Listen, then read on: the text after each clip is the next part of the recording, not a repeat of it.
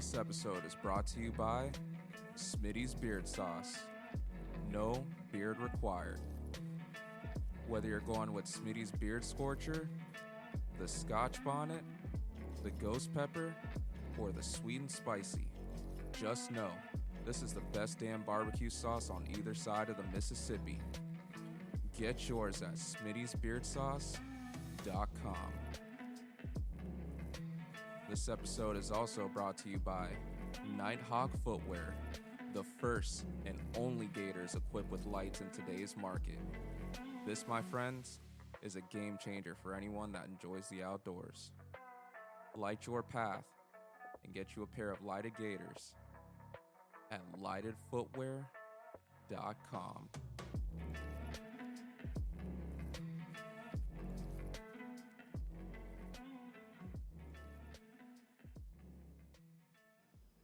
What's going on, everybody, and welcome to another episode of Journeyman Outdoors. This is your host, Ron Legal, at Ron_Legal_Outdoors on Instagram, and I've got a very special guest for episode 5. This has been a long time in the making. It's been a conflict of scheduling in the past, but we finally got it to happen, and I got my special guest on here today, my good friend Martin.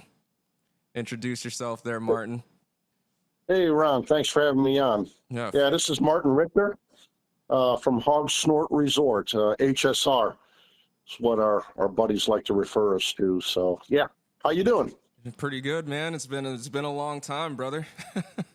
Yeah, it has. It's been quite some time. You've been real busy. A lot going on down by you. Yeah, life.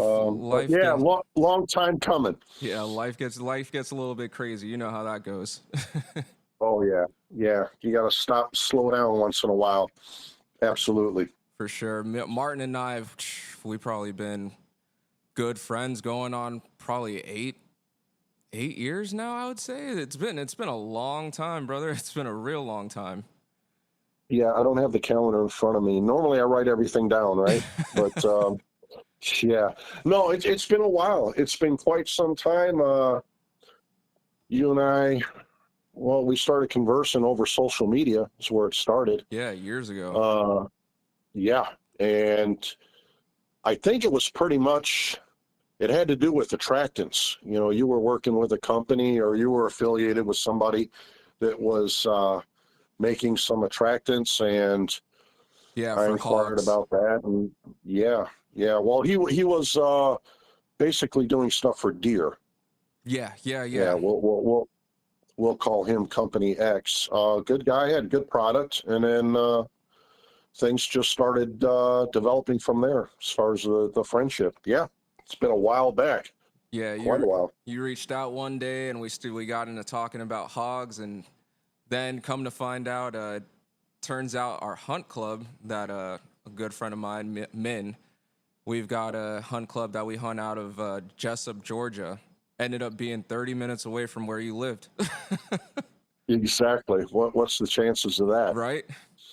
I remember the first time we met up in Georgia, you had reached out and you were like, I guess you've seen a couple of the stories that we had going on, and I think we were planning a trip up there, and you're like, oh, well, if you're coming up this way, I want you to try something out. And I was like, all right, yeah, we should definitely meet up. And I remember leaving out of work, and I was like, yeah, brother, I'm not going to get there until like late at night. So I don't know if we're going to be able to make this happen. And you were like, let me know what time and I'll be there. I got something for you. And I remember. No, that's right. Yeah. I remember we met up in, Wayne County, Georgia. And it was like it's like a food or like a vegetable market or something like that. And you had some hog attractant. Yeah, it was a farmer's market in town, like a pavilion. Yeah. Yeah, that's the rest that was looked history. A little sketchy. That looked a little sketchy, right? Because it might have been the early morning hours. I don't know, it was a while back, but I remember thinking when I pulled out of the lot, it's like, that's all we need to see is the law. See me pulling out of the parking lot, dropping off a few bottles of product, like something illegal was going on. Some sketchy. Kind of transaction going on out there late night. Yep. But that's where it started. I remember. Yeah, we're talking years ago, man. And I remember it was a company that you were affiliated with back then too, and you gave me a bunch of Yeah, different product, and it worked pretty good. You yeah, basically after that we came to terms that when it comes to hogs, as long as there's some kind of aroma that's gonna bring them in and have them real hot and bothered about it, they're more than likely gonna come because those damn things they eat about pretty much anything out there that you could think of. sure, sure. Yeah, that was something that I really focused on. Like you were saying, I was involved with with another company that was uh, producing product, not necessarily for hogs, but other animals, and Right. just buying everything that was on the shelf, anything I get my hands on, because not to debunk any product that was out there, but really to find out if there were any advantages one product to another. And I really didn't see that, as far as where I was hunting up here Right. through the years. And yeah, that's how that kind of started, was with the attractants. So everybody claims to have the magic potion, the sauce that really does it. But I don't know. I've been in the game a long time, learned a lot, made a lot of mistakes, and basically through the years, playing with everything I get my hands on, I finally came up with something that I thought works pretty well, and then uh, started brewing some of it, if you will, and giving it to some good friends first, We're and we're just gonna seeing where we're going from there. we're gonna get into that product a little bit later because that's Sure. definitely a topic that I wanted to touch on this episode. But I wanted you to kind of so I know your background, and I know you are a Uh-huh. diehard hog hunter. But I want you to tell the people where it all started. Why hogs out of all game is that your go-to? Why do you love it so much? I Ron, like you, the outdoors, it's a calling.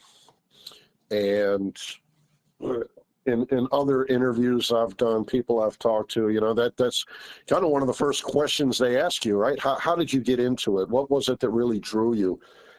And I really don't have a clear, solid answer. It was always something that was in our family, from my grandfather, my father, as a young kid.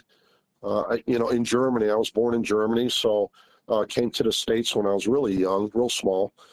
But every year I was going back to Europe for 4 weeks at a time with my folks to visit my grandparents. And my grandfather was I guess you call him the epitome of, well, he was the man of the forest, a true woodsman. Yeah.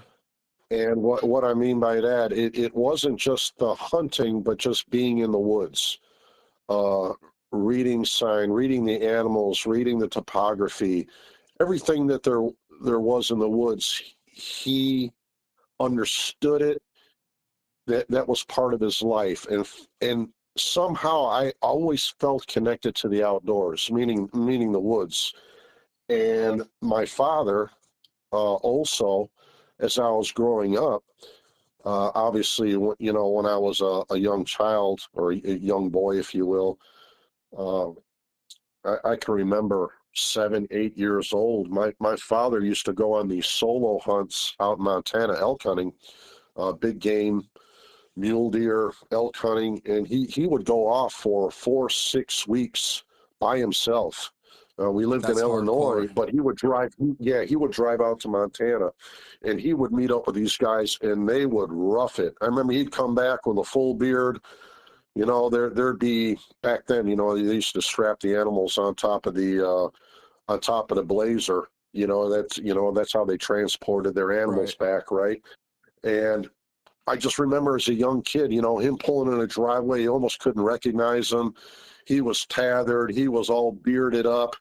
Um, pulling up the driveway, you know, and sliding those animals off the top of the vehicle and bringing them in the garage and start processing animals. And that was a yearly event. So going back to how I got involved with it was always, I was always exposed to that lifestyle, Right, that right. how well, I would say that hobby, not the lifestyle, but the hobby. Um, my grandfather, I would say that was a lifestyle. So as I got into my early teens, you know, I don't remember how young I was when I actually started shooting, you know, 22 rimfire alongside my father when he was dialing in his elk rifles out on the range. I might have been 7, 8 years old, you know, just, you know, that little Marlin 22 long rifle. But I think I actually started shooting um, like lever action, 30-30, stuff like that when I was a, you know, young teenager, 13, 14 years old. And it was about that time he started taking me with him to his trips to, like, when he would whitetail hunt in Wisconsin. And I would get to tag along with him, you know, hold a sleeping bag, you know, because you still hunted. That's how you did it up there. Yeah. Uh, so I basically accompanied my father up until I could legally get a hunting license, you know. So I want to say I was 16, I believe. And then it shifted over to where he would actually hand me that lever action, set me under that evergreen, whatnot, and say, "This is where you're going to stay. Don't move until I come back." You know, and he'd be gone for 2 hours walking and stalking, and I'd be sitting under a tree on the side of a bluff, you know, deer hunting. Um, Roughing Never it. shot anything, you know. Yeah, had a couple of good scares. You know, I'm young, you know, but that was my entry really into hunting, and it was deer hunting. But you want to know where the hog hunting started? What really got me into that? Yeah, that's your cup of tea. So I'm curious where that all Yeah, began. I as long as I can remember walking along the side of my grandfather in Germany as a young kid, hearing the stories about the Eurasian boars, um, animals that he had harvested, some of the old photographs. It's something that I hadn't witnessed, but I always heard about through my grandfather or my father. And, you know, that was something that you really couldn't acquire here in the States. You know, at least, you know, I lived in Illinois for years, you know, through my teenage years. So deer hunting was really all you had access to if you went up to Wisconsin. There were no hogs. So in the back of my Right. mind, the hog thing was always kind of like, I want to say, I don't want to say it was like a ghost, but it was something that I wanted to see, I wanted to experience, but I really didn't have access to it, nor that I know anybody that did. And mind you, this is back in the late '70s, early '80s. You know, the hog epidemic, what you see going on in the South, well, all over the United States now, it really wasn't a thing. You know, nobody was really hog hunting Right. like we do here in the last 15 years, where it's really gotten popular here in the last 10 years. So as the years went on and I moved out and went on my own and moved to Florida, uh, for me, hunting was only something that you could do during deer season, you know. So you only had a few weeks out of the year. So Yeah, it's a very moving to short season. Florida, yeah, it's a short season. When I moved to Florida back in '89, you know, I still had this thing, you know, with granddad and the stories about boar hunting. It's something that always, I don't want to say something I dwelled on, but it was something that, man, it was always back there. You know, it just kind of loomed. And when I moved to Florida in '89, getting to know the area and deer hunt in Northeast Florida is rather difficult.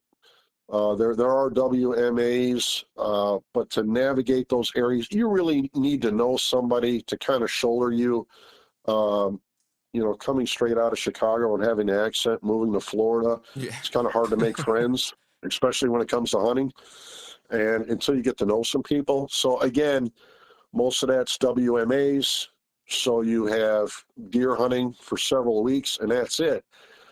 But then I started hearing some stories about hog hunting in Florida, and it wasn't northern Florida, it was down in your area, southern Florida. Yep. Again, I didn't have access to that.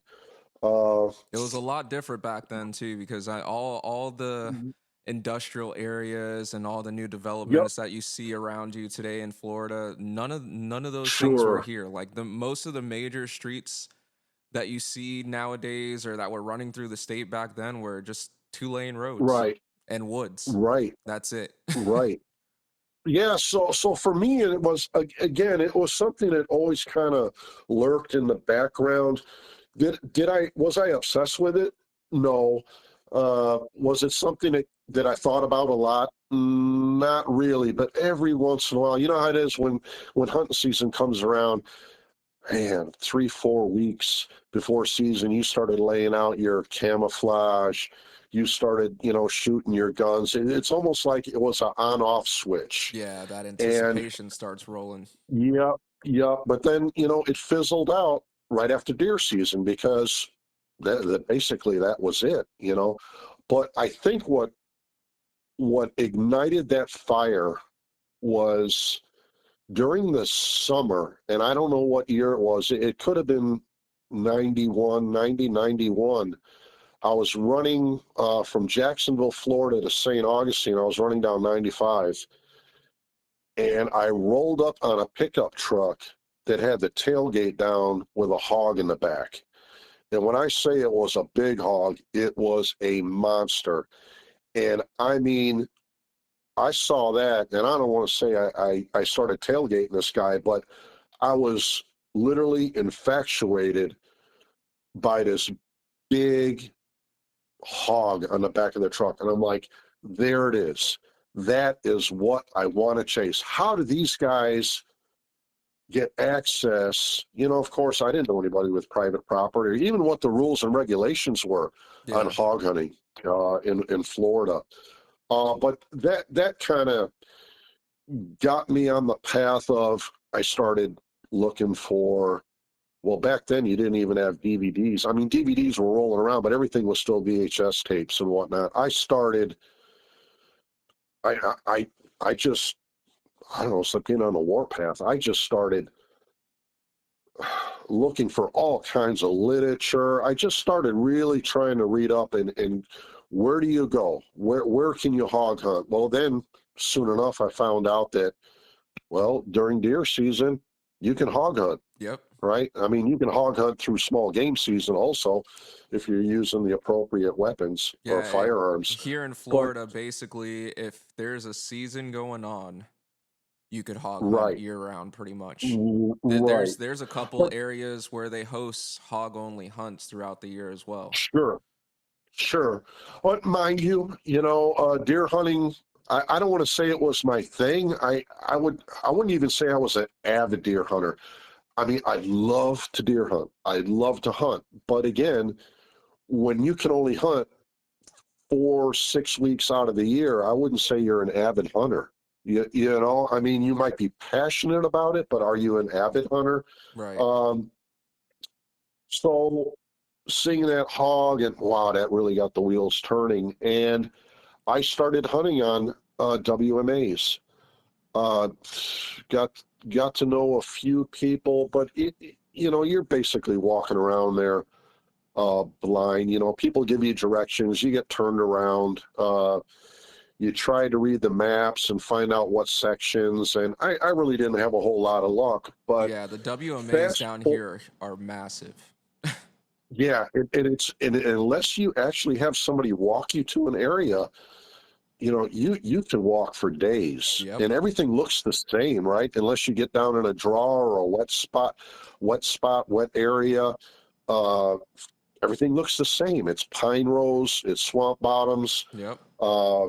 you might see a hardwood edge or something like that, but man, walk a couple miles, you're going to find another one that looks just like it. So This is true. It's very true. yeah, so fast forward, years went by, and I got back into big game hunting out in Colorado. I started doing some solo elk hunts, and that kind of absorbed my energy for about, oh geez, I don't know, 5-6 years.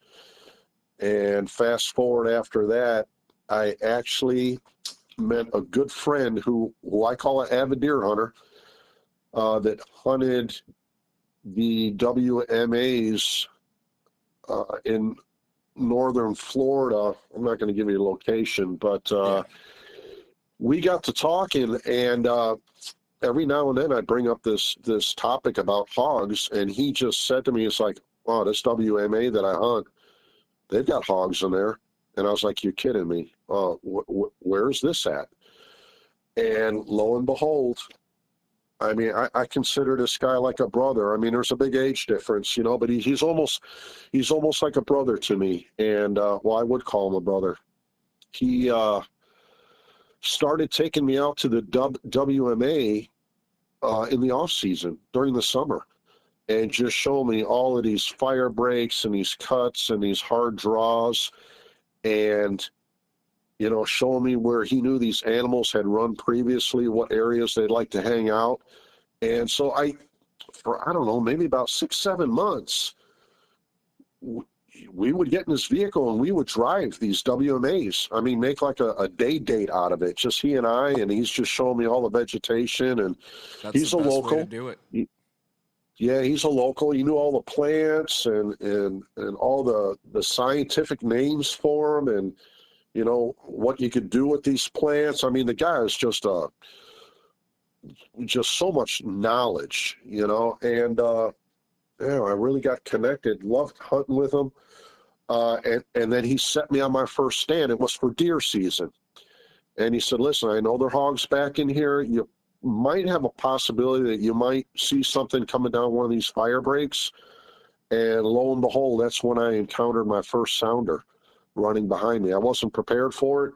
Do you remember what kind of gun you had back then while you were sitting in the stand? Yeah. As a matter of fact, I was running a 270 WSM, a Weatherby. Yeah, you know, that would have done it. Yeah. But, you know, I was on a steel ladder, you know, not even a climber, just a steel ladder, you know, strapped to the tree with a little platform on there, and you're tethered to the tree. Old school tree stand right there. Yep. And that sounder came in behind me. I don't remember how many hogs there were. You know, there were a couple of, I want to say large females, and then, you know, a bunch of Schultz running. And it just looked like a black train. I mean, you could hear them, you know, grunting, running behind me. And I was tethered to the tree, so I couldn't turn around behind me. But looking over my shoulder, I could see them. And as they actually passed, I bet you they didn't pass 15, 20 feet from me. And, I mean, they were trucking. They were moving out.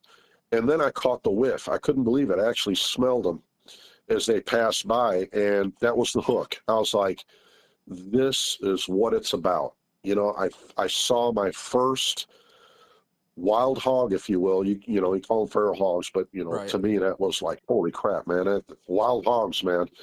That is the most awesome thing I've ever seen. And it almost takes you back, because you're, you know, with the situation with your grandfather over there hunting them in Europe, in Germany. It's right. Like you got to experience obviously the landscape and everything's a little bit different compared to Germany, but you got to get that experience that he felt back in the day. Sure. You know, and of all the elk hunting that I've done in mule deer, I've never harvested an elk. I've seen a few. I've had some really cool encounters with moose and elk and other wildlife up in the Rockies that I treasure.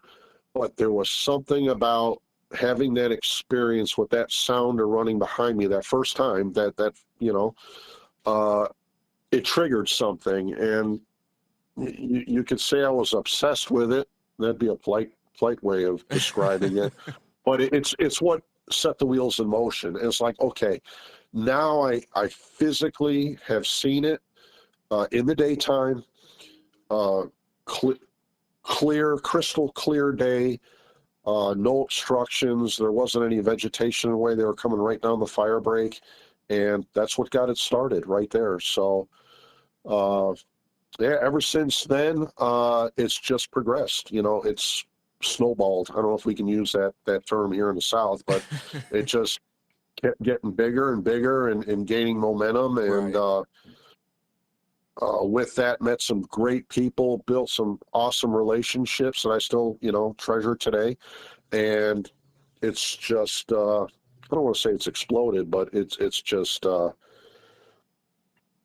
it's grown immensely, Oh yeah. to other facets of hunting. But the core of it is still around, more so the boar hunting for me now. I mean, I love the hog hunt, but what I really, really enjoy doing it is going after, I want to say the elusive. I'm trying not to sound dramatic here, but that elusive old cranky boar, the one that The doesn't warrior. necessarily, oh, yep, the one that doesn't necessarily always hang out inside the sounder. He's on the outside. He's an enigma. Right. So, but yeah, so that was the long version. So that's how it started and continues to this day. Everybody's got to start when it comes to the outdoors, whether it's hunting, fishing, hiking, whatever the case may be. Usually, the story leads back to family or some life experience that they had as a child or in their teenage years Sure, that just sparked their interest and just hooked them, and from there it was history. sure. Oh yeah, oh yeah, absolutely. And I'm blessed. I'm fortunate because everybody in my household is somehow, some way connected to the outdoors. That's awesome. Either the shooting side of it or just the outdoors. It could be anything from a good old fashioned oyster roast or just going out and reading sign, looking for tracks, not even necessarily handling a firearm, but just throwing a backpack on and walking pastures and fields and see what kind of animals are moving, and just kind of make an afternoon out of it. So yeah, I'm pretty fortunate. Yeah, a lot of people ask me, they're like, what do you do out there with all the time? And you're sitting in a tree or you're walking around, and I always tell them it's all about the experience. It isn't about the kill or the harvest all the time. It's about just getting out there and just getting lost. Not Right. not literally getting lost. I mean, sometimes it happens, but you find your way back. Yeah, But I no, no, I agree with you 100%. I think when you're younger, it's all about the harvest, yeah, and I think in due time, if your heart's in the right place, you hit a plateau, and it's almost like it's insatiable. You can't get enough of it, but it's not always about putting your hands on that animal. It may be just witnessing, that animal running through, yeah, getting a glimpse of the animal or it acting in a way that you haven't witnessed before or seen before or read about, just being out there or heck, just different smells, or something maybe that's familiar, and it's yeah, you hit that plateau and then pretty soon it's just like, um, I still have a great day when I'm out in the field and I don't harvest an animal. As a yeah. matter of fact, even if I Same. don't, I, I've gone, honestly, I mean, I can recall being out there sometimes for 6, 7 weeks and not even seeing a hog. Now, I'm talking about hunting now. I'm not talking about eradication, right? But Right.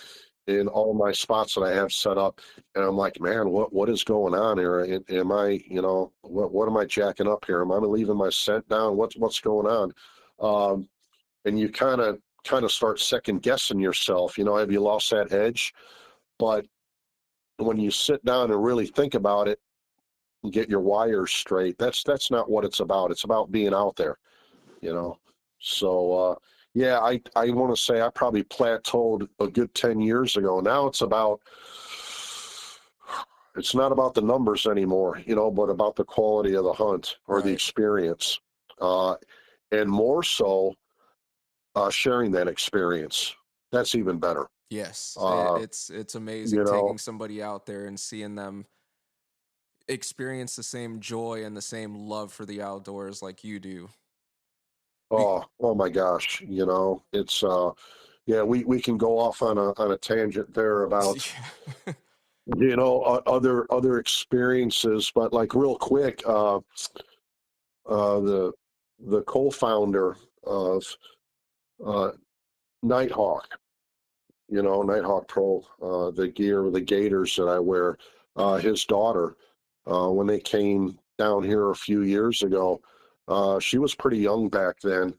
Um, I want to say she might have been 6 or 7. She came out and spent a whole day with us. I was just kind of showing them the topography and what it's like here in the swamps right. Getting in them comfortable southeast with it. Georgia. And that little girl took a liking to that I haven't seen that type of excitement uh, in so long. As a matter of fact, in memory, where a young kid was actually asking a ton of questions, you know, putting her fingers in the tracks, grabbing the foliage, asking me, what's this? What's that? Do the hogs eat this?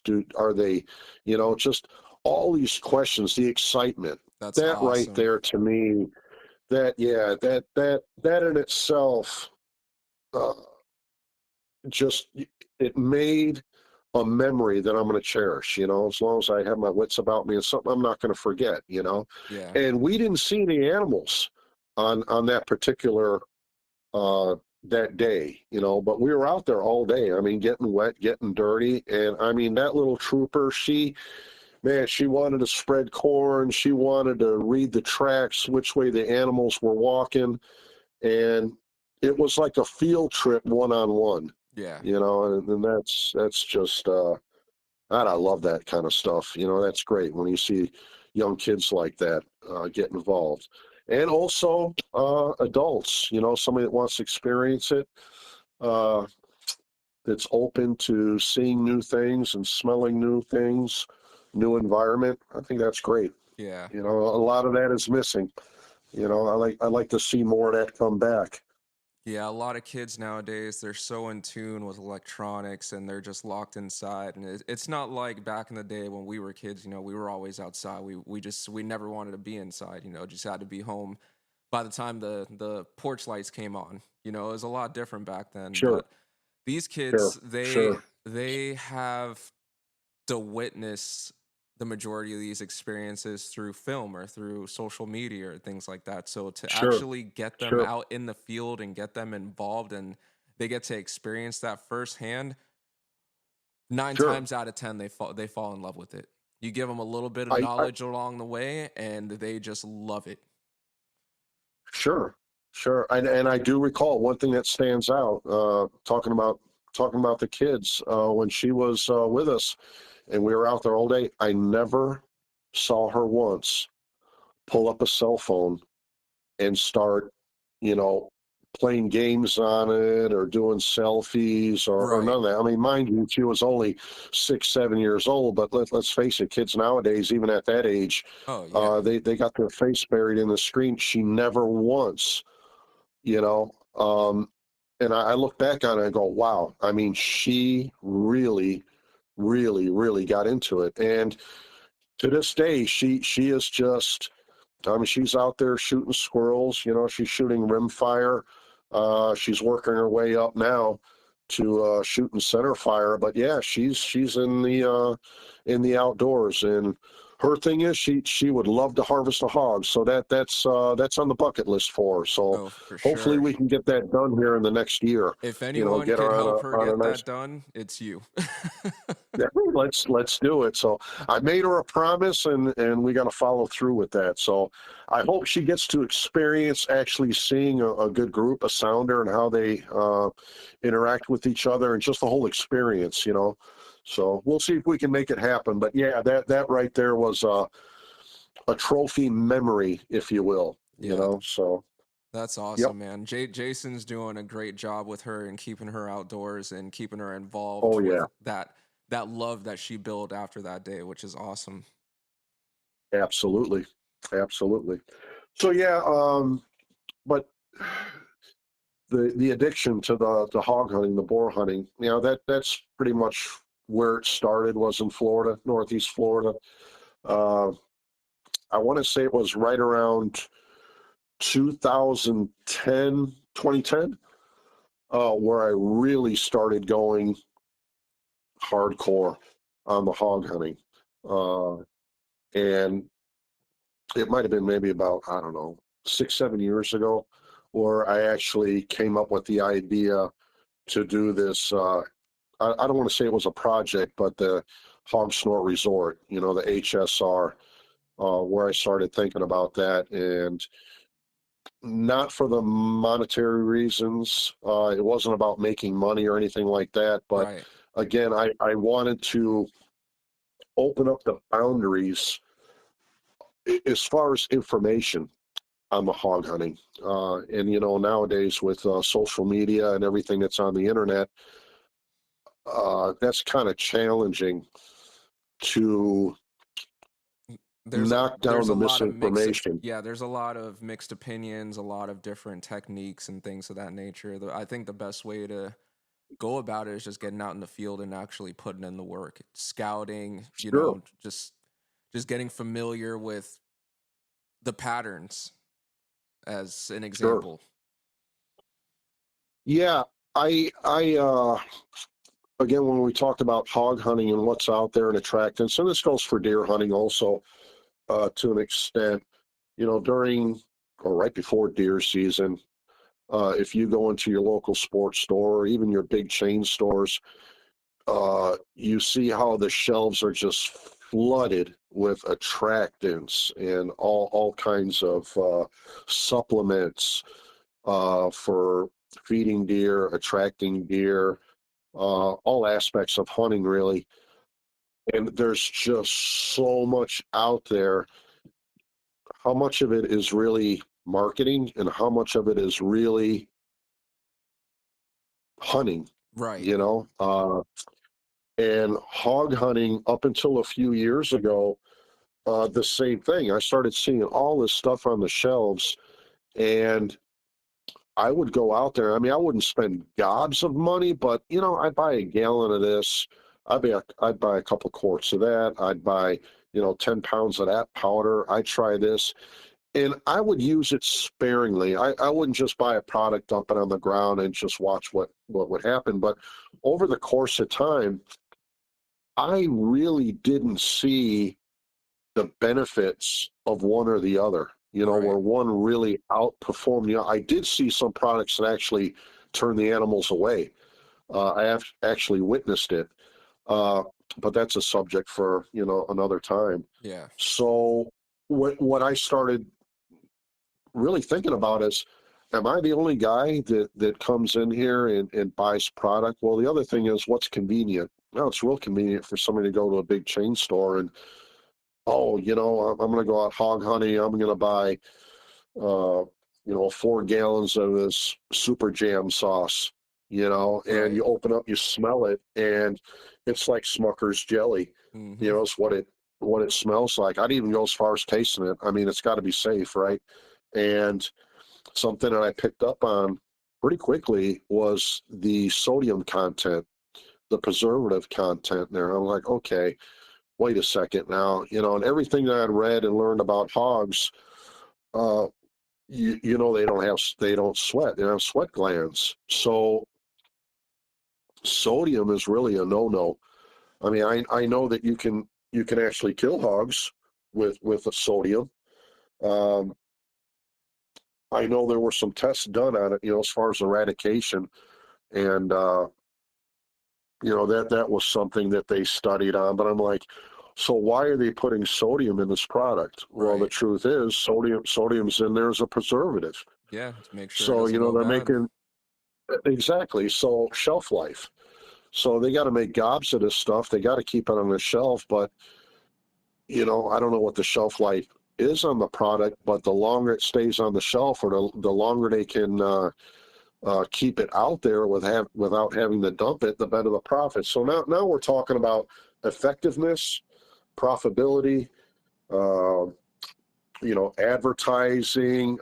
Okay, now we're getting into something else here. What about the guy that really, really is a true down-to-earth hunter? Right. What is it that's actually drawing these animals in? Is it that product? Is it something new that they smell? What is it? So let's go back to basics. What are those animals drawn to in the wild?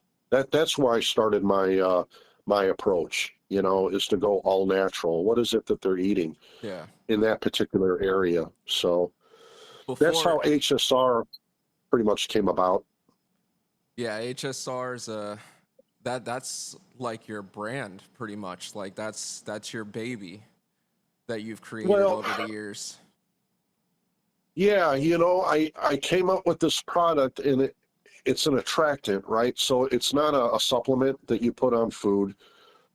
It is natural.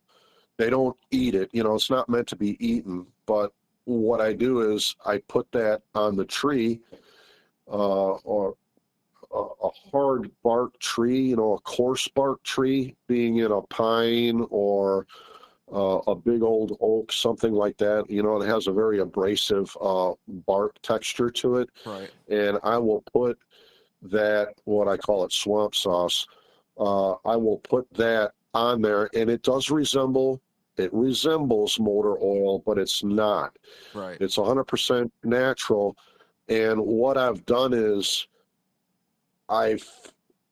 well, let me back up. What I started doing was really watching what these animals do in the swamps. I'm fortunate that I have access to several properties that are pretty large, they're not molested, meaning there aren't other hunters walking on these properties. They're private. Right. Not like public land.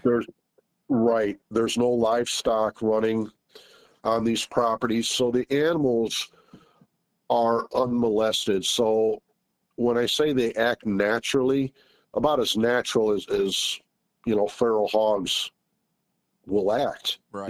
There's nothing on the outside. There's no deterrence. There's no other influences to make them act differently. So setting up a lot of cameras over the years. This is before cell cams even came out. Going out there checking. I would run these cameras nonstop.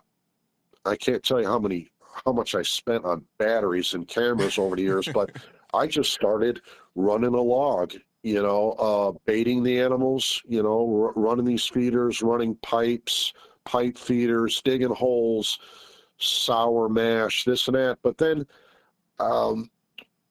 I started noticing that the mature boars, which you didn't catch on camera very often, they always seem to be drifting outside the sounders. But what I did notice was the mature boars, the larger alphas that I like to call them, they act differently. And they have a tendency, and I don't know if it's bravado, I don't know. I know that they're spreading their scent glands on the trees, but they like to cut these trees. Yeah. And I've witnessed it before. It's not something I've seen very often or even caught on film, but I was gonna say that they would get be something aggressive. great to document and then to actually catch on film one Yeah, day.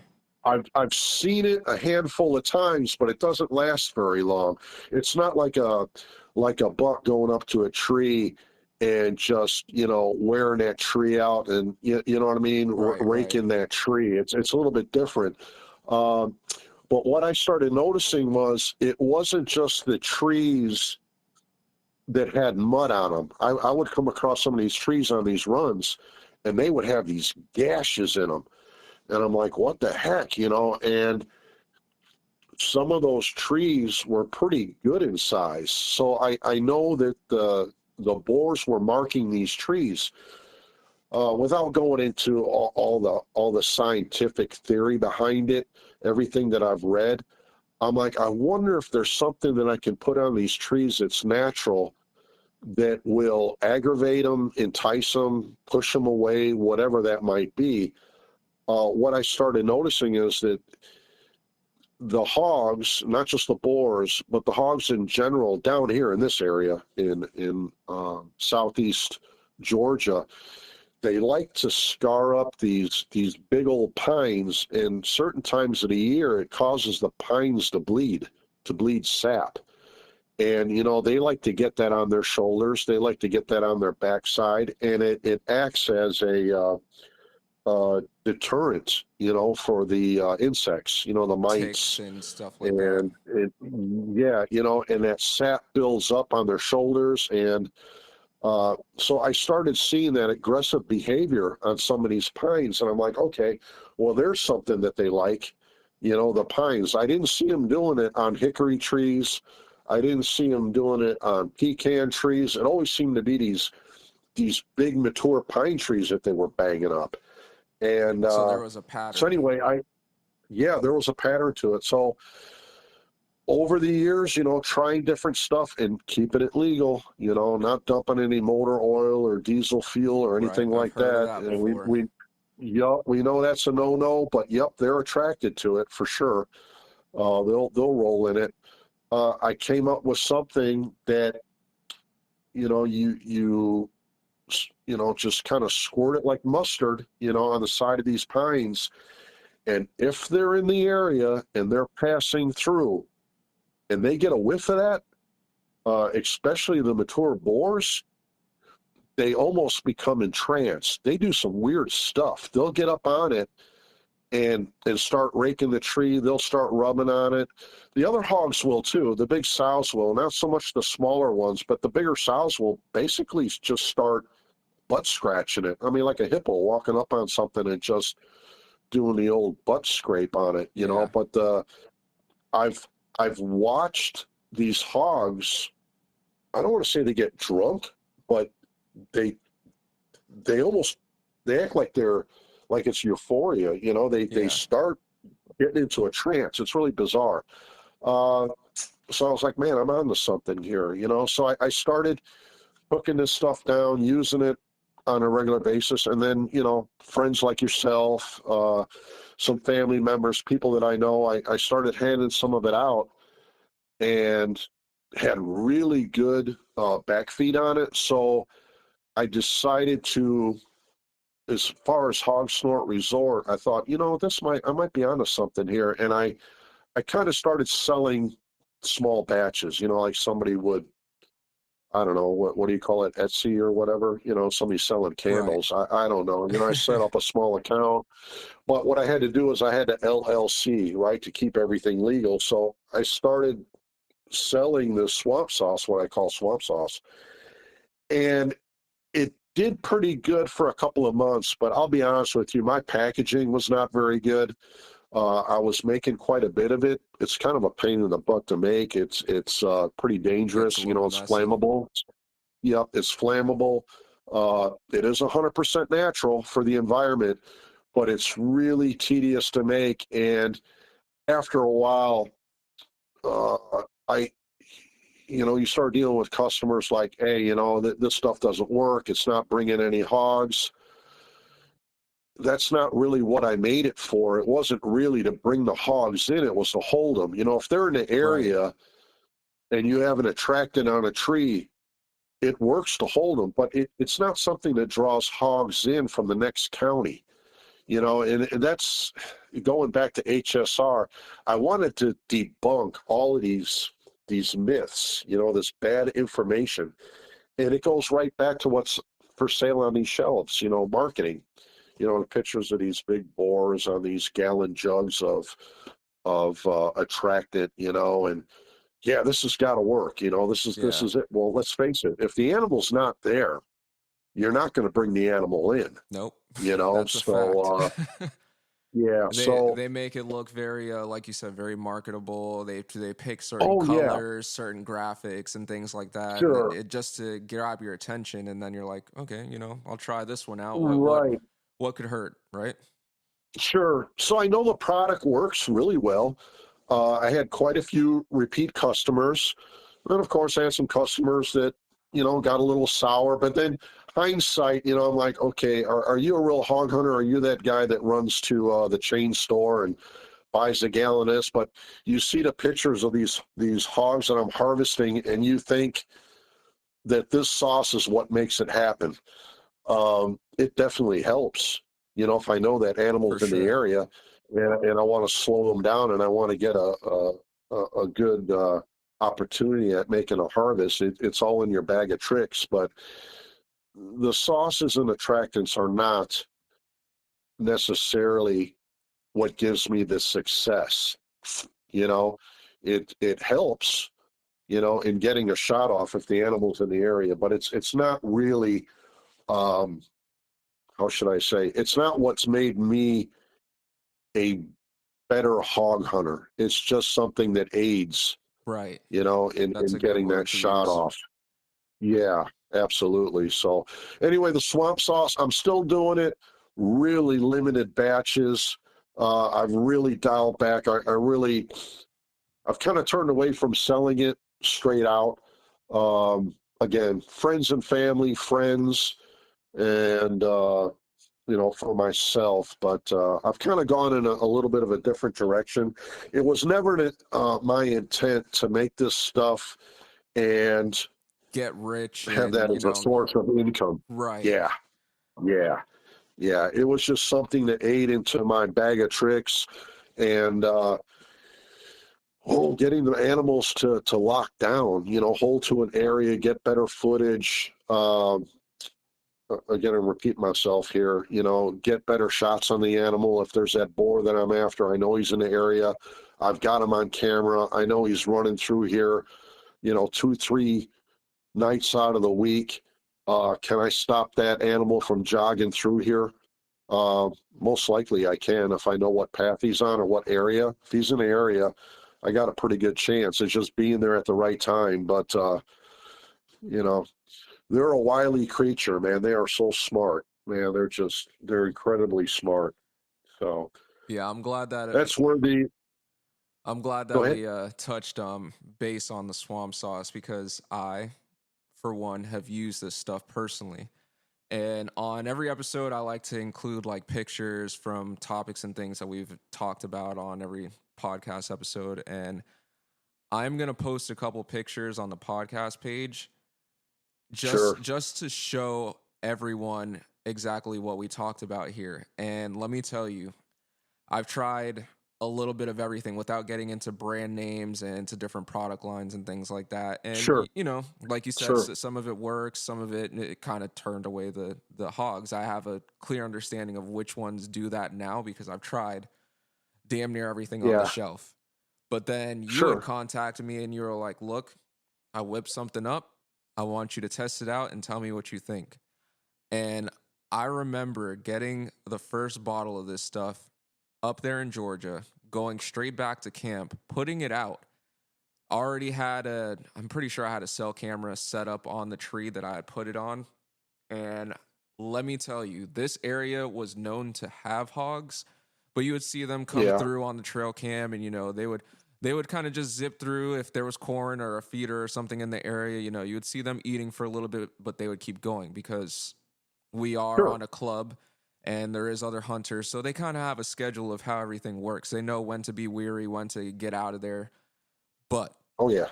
I put this swamp sauce on the tree, and let me tell you, I have never seen hogs react the way that I saw them react to that swamp sauce. And I have the pictures, I have the video to back up what I'm saying here. I'm not somebody to go out there and push products and, push things that I don't believe in without Sure. field testing it, right?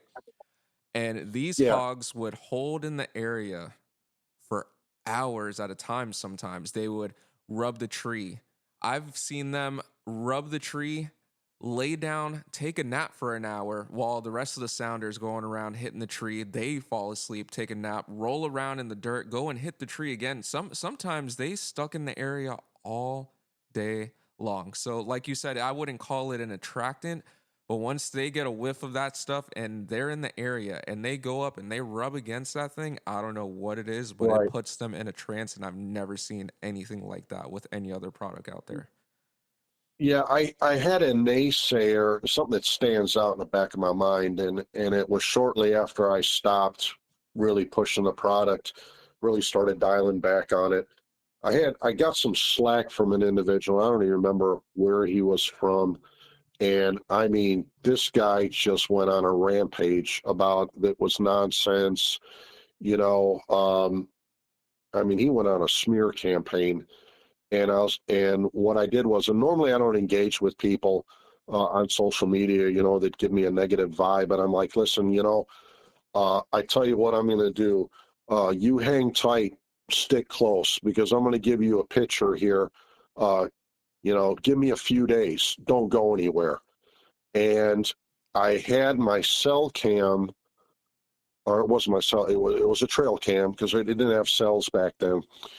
And what I had done was, I made sure that the date and the time was correct on it. And I told him, I said, what I'm going to do is I'm going to put this attractant on the tree, but not only am I going to put it on the tree, I'm going to put it 6 feet up. And what I wound up doing was I took some boat rope, anchor rope, I don't know, and I did like a dozen wraps around the tree, and I nailed it to the tree around it. So I made an absorbing ring, if you will, about 6 foot up. Right. It was right at my eye level. And I took that swamp sauce and I saturated that rope. And obviously it was dripping down, but it had saturated that rope. And I put that camera on video mode. And if you look at my social media, and it's an older video, you will see a boar come in. He wasn't a big one. He might have only been about 150 pounds, but he came in. And when he got to that tree, he started walking up the tree, almost like a dog standing on your kitchen counter, Yeah. trying to get something off the top of the counter. And that hog, with his front hoofs, started going up the tree, standing on his hind quarters, smacking that rope. And I never heard anything again after I posted that. The guy went silent. You know what I mean? So to me, that was like vindication, but I didn't rub it in his face. I just posted the video, Right. You're on my not that type social of media. person. Yeah, I just like, here, take that, take a look at that. So honestly, I can't recall anybody else saying that the product didn't work, but I did have issues with packaging, bottles leaking, things like that. And I just decided I didn't want to take it to the next level, as far as marketing, packaging. Man, there's so much that goes into that, plus I work full time anyway, and it's not where I wanted to go with it anyway. Right. So, Like you said, you didn't want it to be so a huge source of income. You kind of just did it to get it out that's there. right. So on to the next chapter. There you go. Yeah. Like I said, I literally have in my hard drive a section called swamp sauce because I had to just put it all in one place because my cell cameras in different areas up there in Georgia, down here in Florida, it's also worked, were just they were nonstop. It was just straight hog action over and over and over, videos, pictures, and now I literally have an area in my Google Drive and my hard drive because I got it in two different places just in case one goes bad.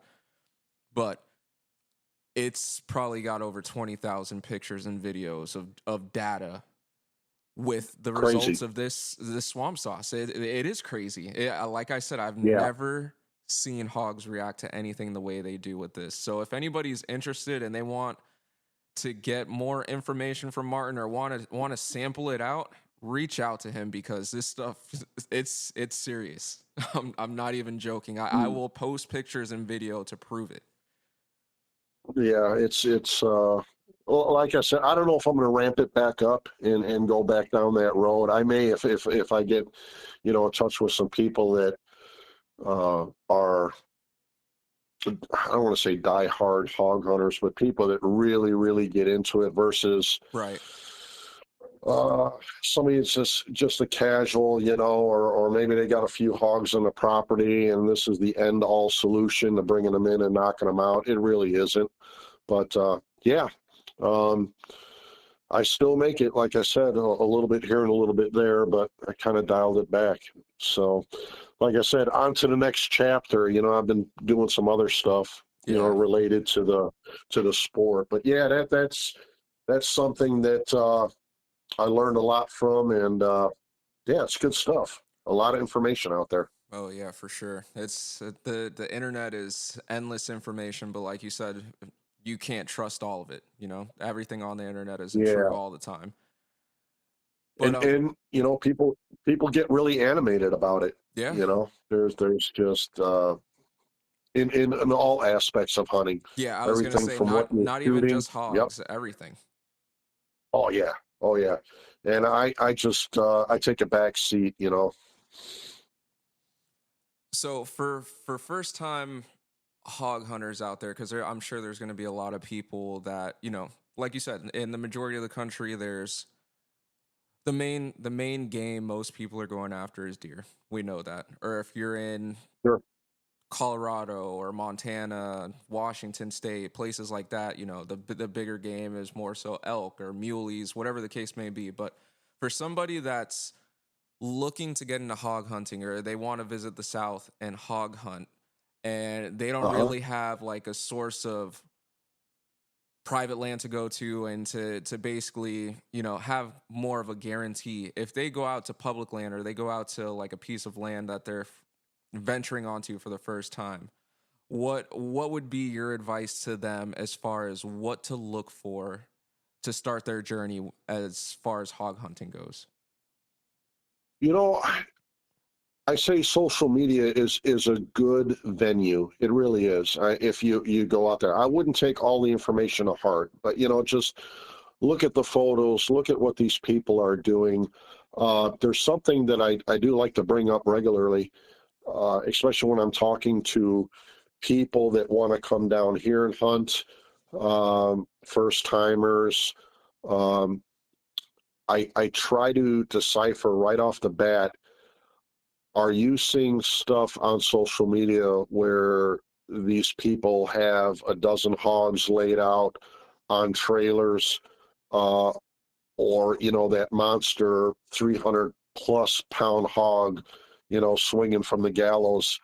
What is it that you're actually wanting to do, right? Because there is a big difference between obviously eradication and hog hunting. Right. There's a And major difference. sometimes yeah, people that aren't very familiar about the business of eradication or the sport of hunting, those two get muddied up.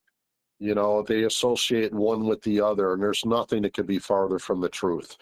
So, for somebody that's wanting to get into the hog hunting sport or the lifestyle, again, backing up here, I would, obviously on social media, you see all these people out there hunting and get a vibe for actually where are they doing this? Are they doing it on private property? Are they doing it on state lands? I've actually seen some good videos recently on YouTube of a guy, I don't know if it was Georgia or Florida, public land hog hunting.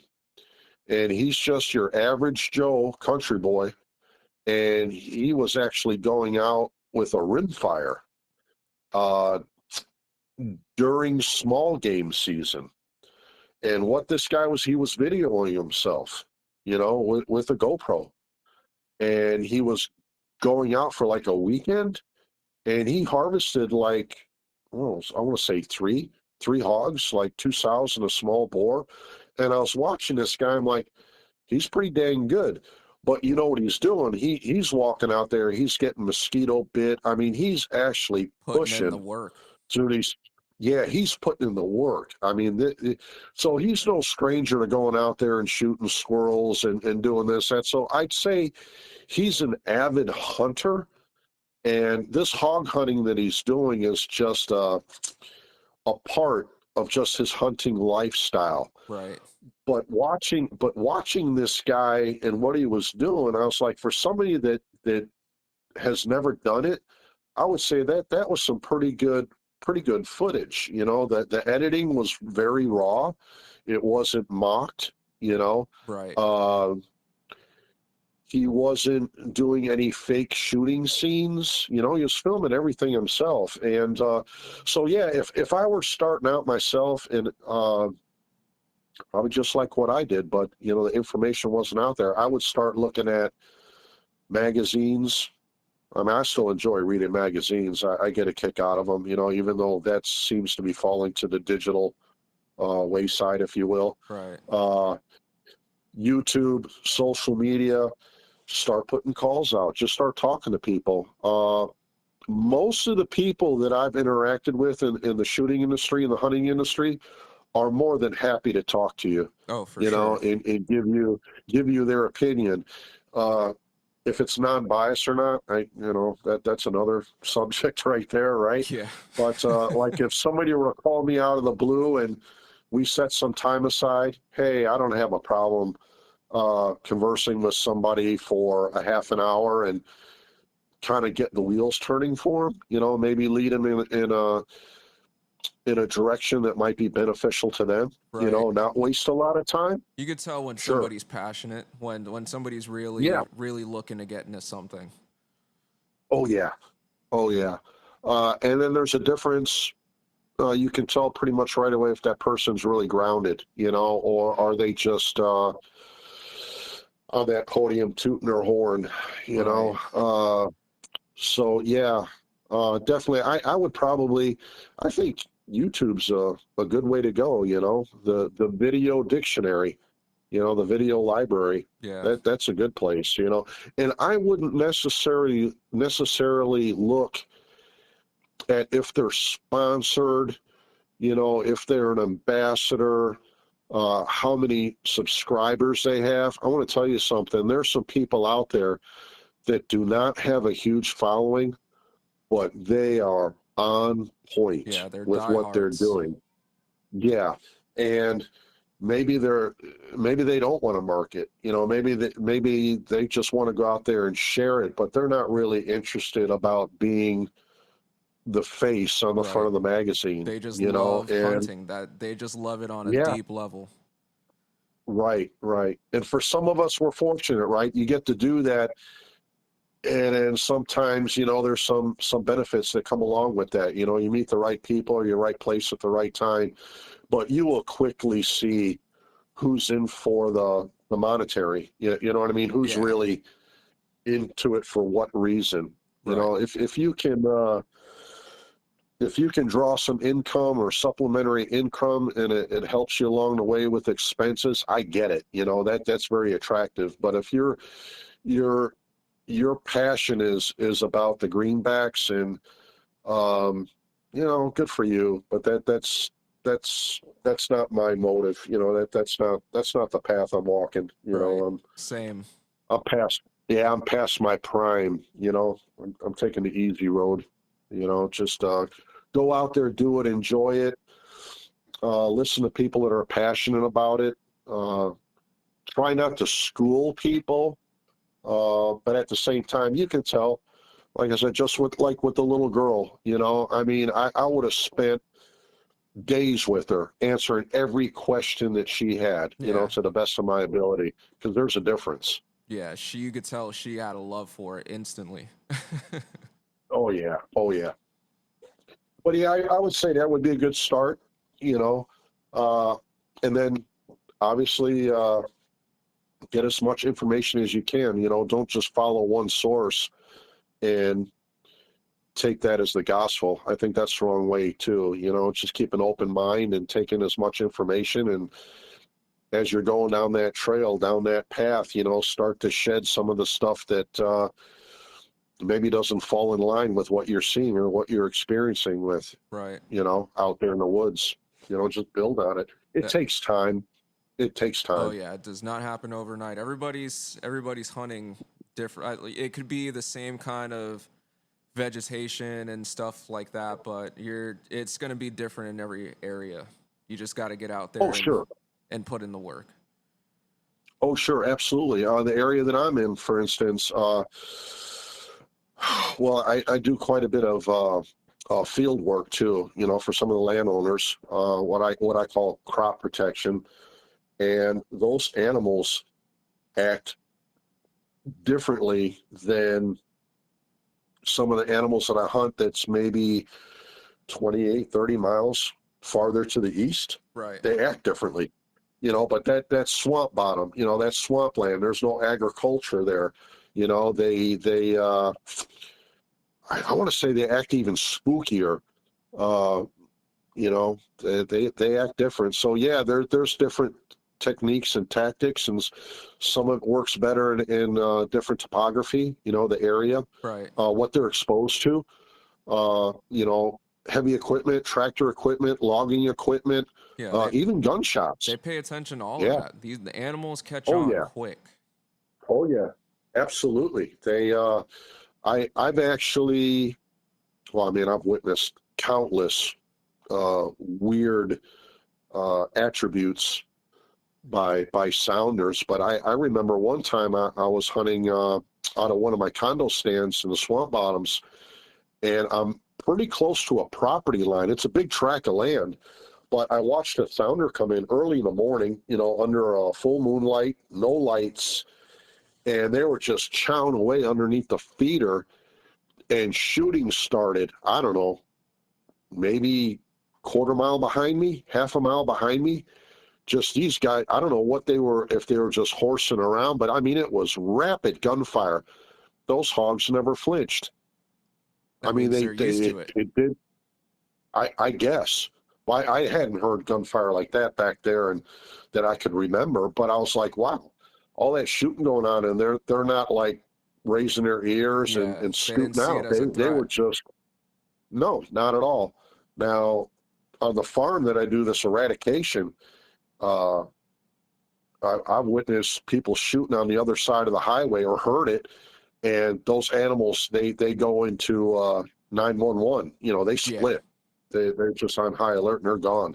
So it's different tactics, different areas, and it could be in the same vicinity. Just the topography, how the animals act.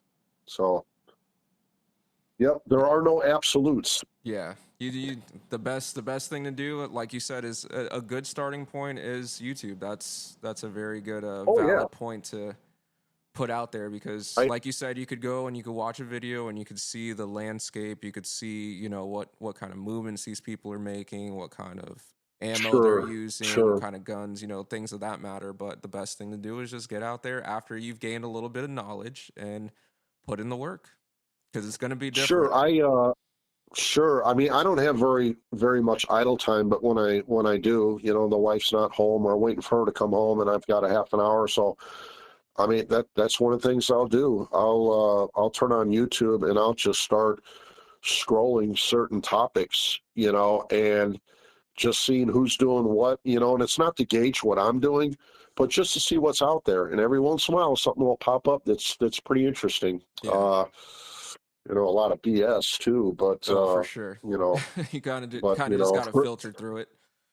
Yeah, but for the views, you got to entertain people, right? So yeah. But anyway, yeah. So to answer your question from 20 minutes ago, what I would suggest is just reach out to people.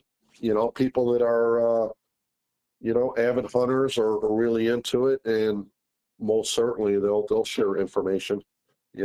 No secrets. Yeah, that's all valid points. One of the things that I wanted to get into, you kind of just got into a little bit. I had it on my notes here. Was the crop protection? How did that come about? I didn't catch that. The crop protection that you're doing for the local farmers. The crop, how did that come about? Yeah. Oh, let's see here. Was it kind of just word of mouth?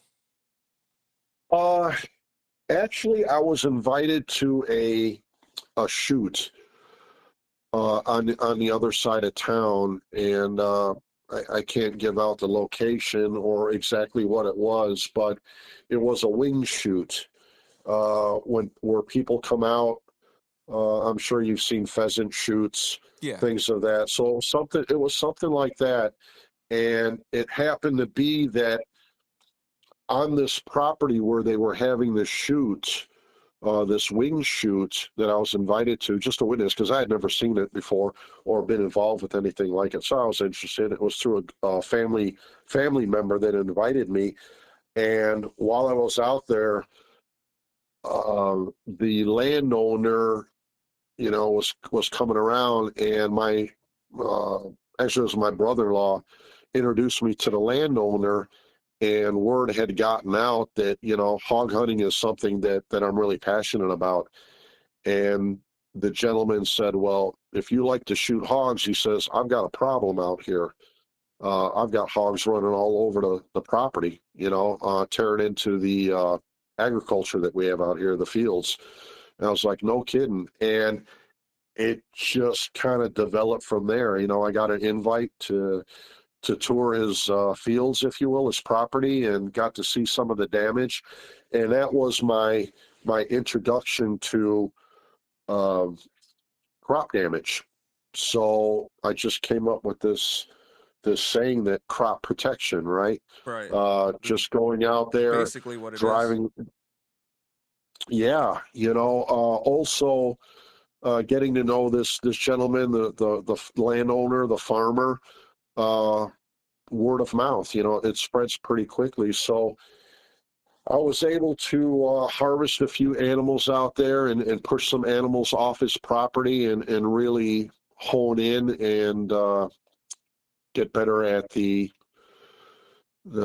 don't want to say it's an operation because it's just myself. I'm not going out there with 4 or 5 guys lined up, mowing them down. It's more of a But private thing. I know that topography very well.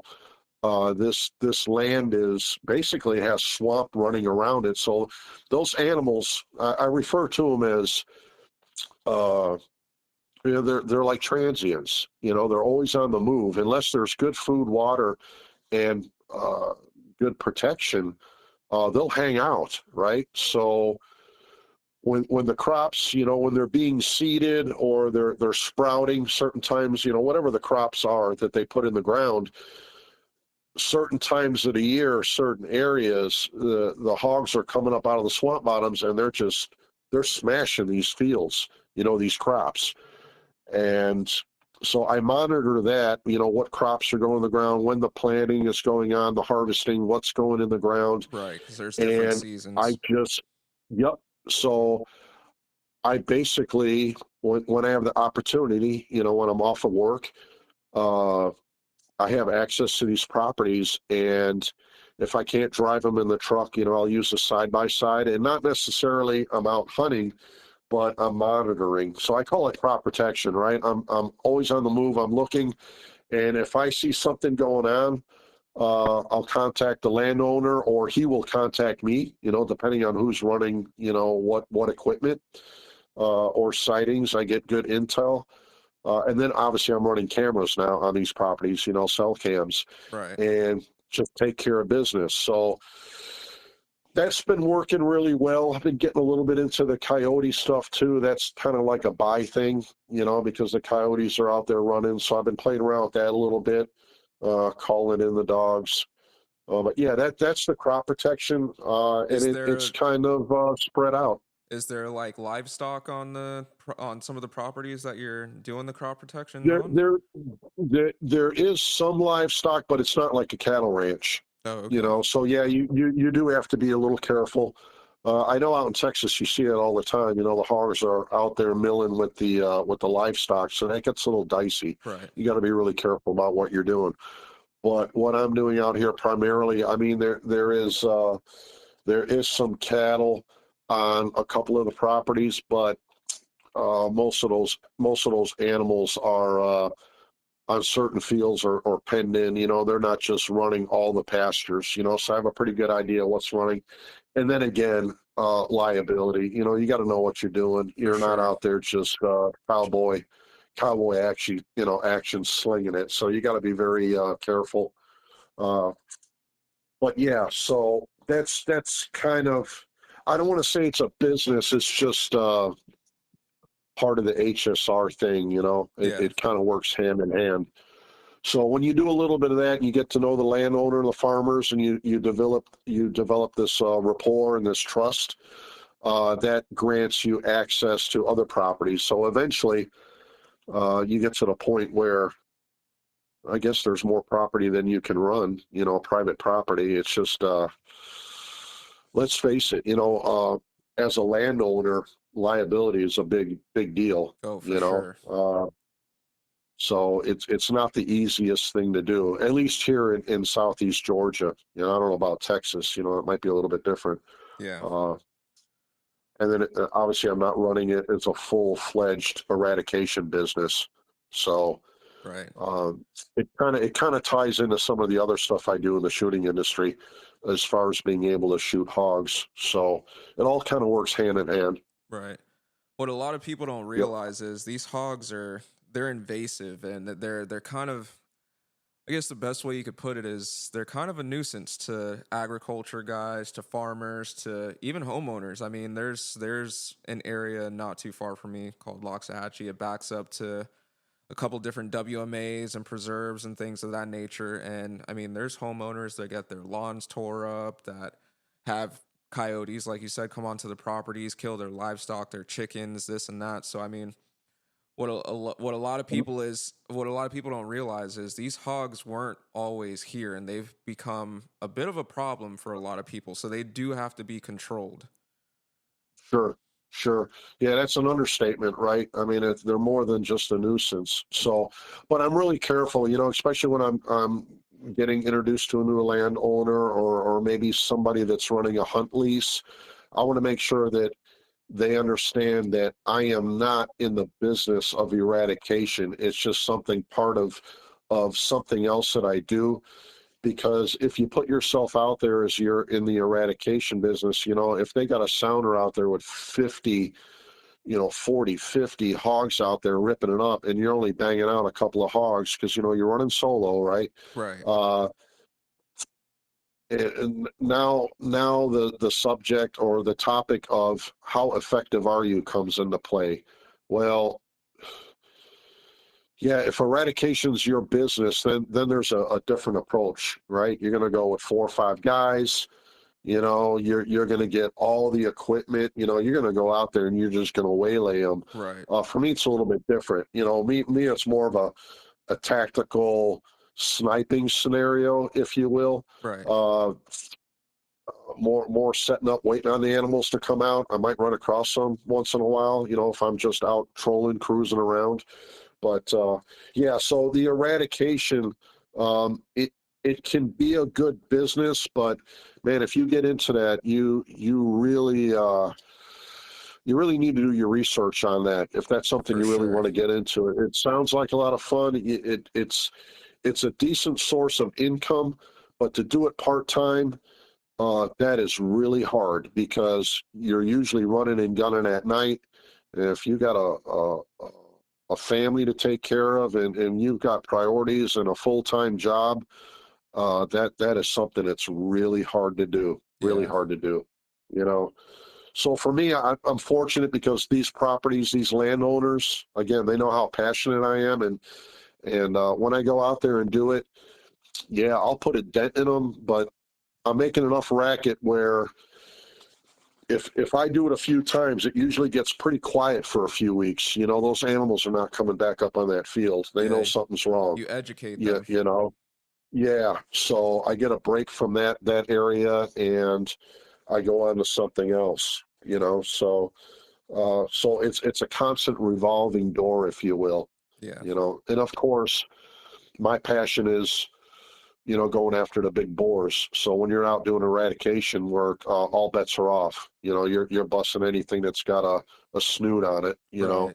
So it doesn't matter if it's a little 8-pound Schultz or if it's a pregnant sow, they all got to go, so that's not hunting anymore. Right. That's eradication. I don't think there's ever going to come a time where full eradication can happen with these animals, because they breed I think they could breed up to, I read it somewhere, like 3 times a year or something crazy like that. And I'm That sitting might be, it's some yeah, crazy that might number be. like that. And I'm sitting here looking at the reports, and the estimated hog population in Georgia alone in 2024, this is just an estimated number because obviously there's nobody out there counting every hog that's out there, but is 600,000 wild hogs in Georgia alone. That's Yeah, crazy. I don't doubt it. I don't doubt it. I definitely don't have that here, but yeah, Yeah, yeah, it there's a just to lot. give people a figure to think about how invasive and how crazy it is, how the population has Sure, grown over the years. It's insane. sure. Yeah, I'd have to agree. Getting into the next topic that I have here that I wanted to talk about, this would probably be some good information for some people that are looking to get into hog hunting. But as far as Yep. gear goes, what type of firearms are you using? Like, people look into hog hunting. I'm sure a lot of listeners that have looked into it in the past or are gonna look into it, or gonna look into gear. They'll notice night vision, daytime optics, like all kinds of different stuff. But I want to hear from what I nicknamed you a long time ago, the hog whisperer himself. What kind of gear Oh, are you that's running in that's the field? nice. Uh, yeah. Uh, well, I'll tell you where I started. Somebody getting right into it. I really don't think it's necessary to go off the deep end and start looking at thermals and night vision. Uh, no doubt, if you want to up your game and jump into that, by all means, it definitely will up your game, but it doesn't make you a better hunter, Right. right?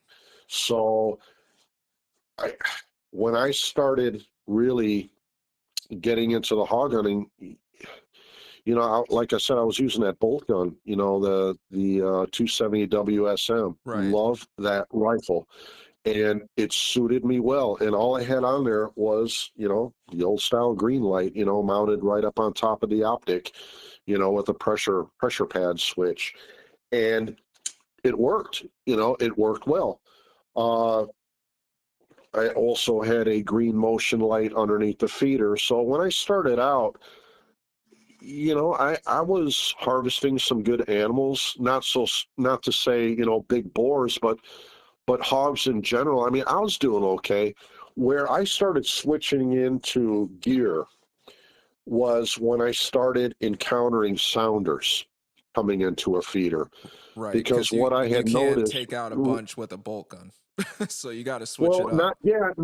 yeah, right. And not only that,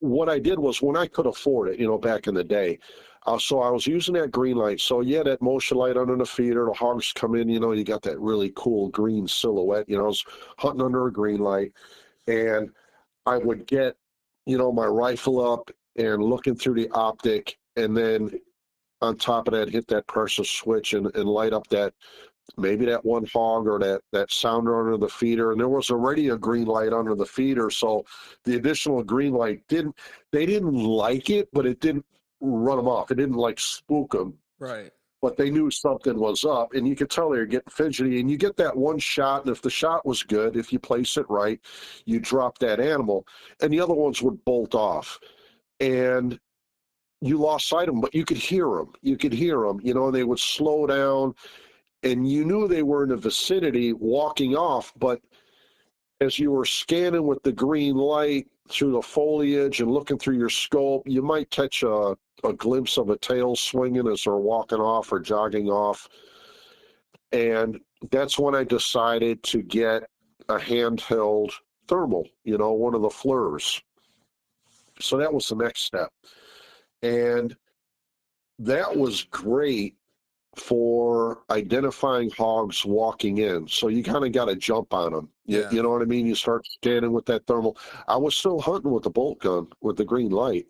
But, you know, that thermal back then, I think it was like $500-600, that Scout. And, man, that was like the next step. You know, I was up in the game. But the same thing would happen, you know, after you would shoot at one hog and a sounder, they'd scurry off. Very rarely did you get a second shot. Right. So I was like, man, you know, I need to start looking into getting an AR and getting night vision, right? So first generation, whatever, I'm going to leave the company name out of there, but I wound up buying a NV, a digital daytime, nighttime scope. So that was the next step. And that cranked up the game pretty good right there, right? So sure. I was still using a handheld thermal. Now I was running an AR, and I had digital day and night. So that worked pretty well. But what I did notice, even though I had an AR, I was still only getting one shot off. You know, by the time that shot rings off, they scatter like rats. You might get a glimpse of something, but very rarely did I actually have like animals, you know, running 10 steps and locking up. You know, I just didn't see that. So depending on the company too, or the optic, I should say, it's if you've ever hunted with a night vision optic, it's a follow-up shots could be a little difficult. It's hard. In the thick, in the thick stuff in it, no doubt. So I don't know if we want to go down this path here, but very quickly, where we hunt here, it is super thick, really heavy vegetation. And even in the wintertime when there's no foliage, you know, everything drops down, all the branches and the vines and everything. What happens is when you're using night vision, and you have your IR illuminator on there, when you're looking through that optic and you see a hog with night vision, you know, typically they're darker in color. Most of them are black. You know, you'll have strands of, you know, calico and all these other mix of colors and patterns, but typically speaking, most of the time they're black. Yeah. So when you have night vision and you identify a hog walking through the timber or coming into your line of fire, if you will, or your cone, and you're setting up the shot, the animal is black. You have a lot of black negative space in between the trees. You know, it's dark. Well, what'll happen is if that animal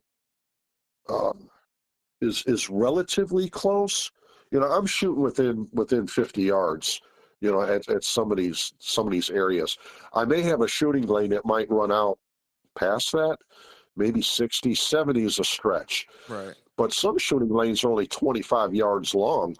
And what'll happen is if there's a branch or anything between you and your target, you get what's called IR blowback.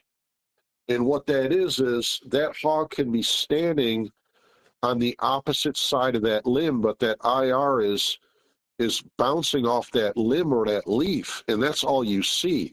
And you have black negative space behind it. So when you have a black hog behind it, if you don't get eye shine, it's really hard to see that animal. And I can't tell you how many times I've had a big old solo boar come walking through at 35, 40 yards, and I can't see them. Yeah. Using night vision because I've got IR blowback. Well, the pros will tell you, well, you got your IR turned up too high. You need to dial it back, or you need to back off on the focus beam. You need to widen it out.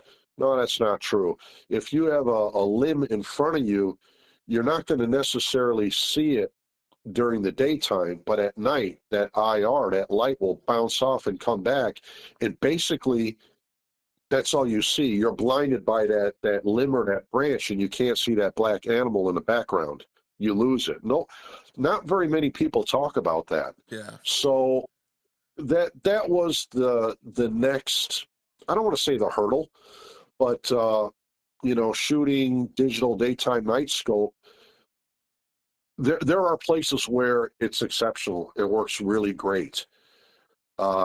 Especially if you want to, again, I don't know if we're going to run down this road. If you want to identify a certain hog, let's say a color pattern, you will see it with the night vision. You will not see it with the thermal, obviously. Yeah. So if I'm going after a particular hog that's, let's say he's calico, he's got some brown and gray on him and black. He's a medium-sized hog. If that hog is coming through at 3 a.m, total darkness, and I throw the IR on him, I will see that hog has got a pattern. I will be able to see the difference between dark and light. Now, if I'm running my thermal, I can't see that. Yeah. All I can see is the shape of the animal. I can identify the animal, or I can pick the animal out, but I can't identify that if you took two of them side by side. Yeah, because it's and one had a different color pattern. Exactly. Now, the heat signature is I mean, that's the best, right? For picking them up, walking through that brush, the foliage, you don't have IR blowback. I don't even know if that's the proper technical term, but the heat signature is the way to go walking through that thick stuff. But obviously, night vision, you can identify the animal better if there's no obstruction, to your sight picture. So, starting out, man, I went wide here, didn't I? I took a big loop. No, you're good, man. This is all solid information that people are curious about. To somebody starting out, if they're deer hunting, by all means, use your whatever you're proficient with, whatever you shoot well with. That's another topic, shot placement. How proficient are you with the firearm? Right. Shot placement will always surpass. If you start getting into the topic of caliber, caliber is important, but caliber doesn't mean squat if you can't hit what you're aiming at. Right. So, like you said earlier, just to go back real quick, you witnessed a guy out there with a rimfire knocking off hogs, and that all came down to shot placement, I'm sure. Oh, yeah. I mean, he was getting within 50 yards, and he was doing that behind the ear shot, so, that is a very humane, quick death, broadside, obviously. And, you basically take out the nervous system. There's nothing there to protect the spine, that's soft tissue right there. Yep. So, again, shot placement is king. Now, the caveat to that is shot placement is king, but sometimes, many times, where you hunt down there where you're at and where I hunt, shot placement, you don't have the best shot placement opportunity. Sometimes that animal's maybe quartering away. Maybe you only have the back side of the ribs. Maybe you can slip one up underneath the shoulder. Well, obviously, that's where your caliber, your projectile, all of that comes into play. Can you punch that animal and drive it straight through? Sure, shot placement. But now if you're using subpar calibers, and I'm not dissing anybody that's shooting the smaller stuff. I've talked about this before. I don't care if you're out there hunting with a blow dart or something, that's your thing, Tim and you want to prove to the world.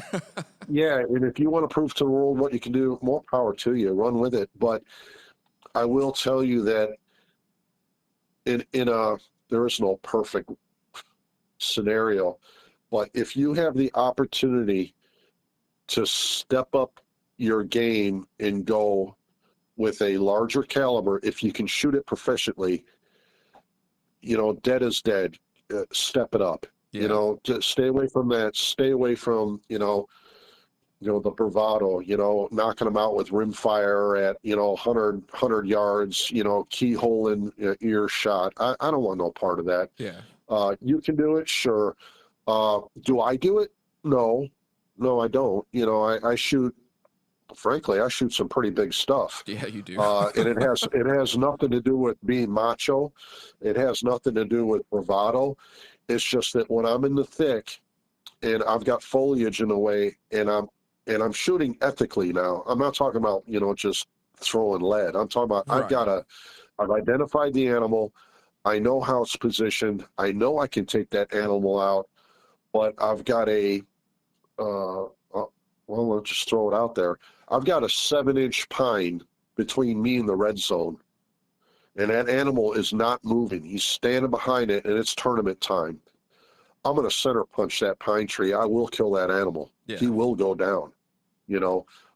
Would I do that with a smaller caliber? No, I would not. No. Then it's all bets are off. It's not going to happen. But I'm not overconfident in my equipment, but I will tell you that the right equipment for the right job makes all the difference.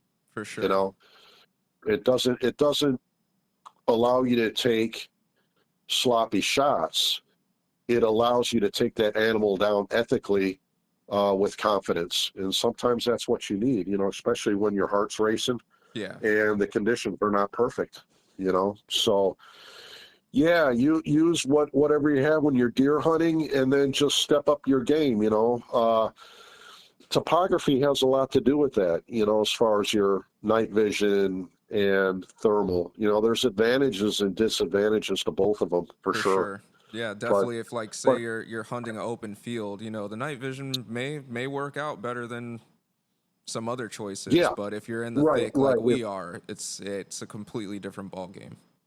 Yeah, if I'm out doing the pasture work, the crop protection, hands down, I I enjoy the image of night vision over thermal. But for me, I'm scanning fields and I'm scanning out, 700 yards, something like that. I'm identifying the animal much quicker, much easier with the thermal. Right. Uh, the night vision. Right now, I've sold all my NV. I don't have any NV. Everything I run now is thermal. It just works better for me. If I was a dedicated coyote hunter and I was out on these pastures and fields, then I'd probably go NV.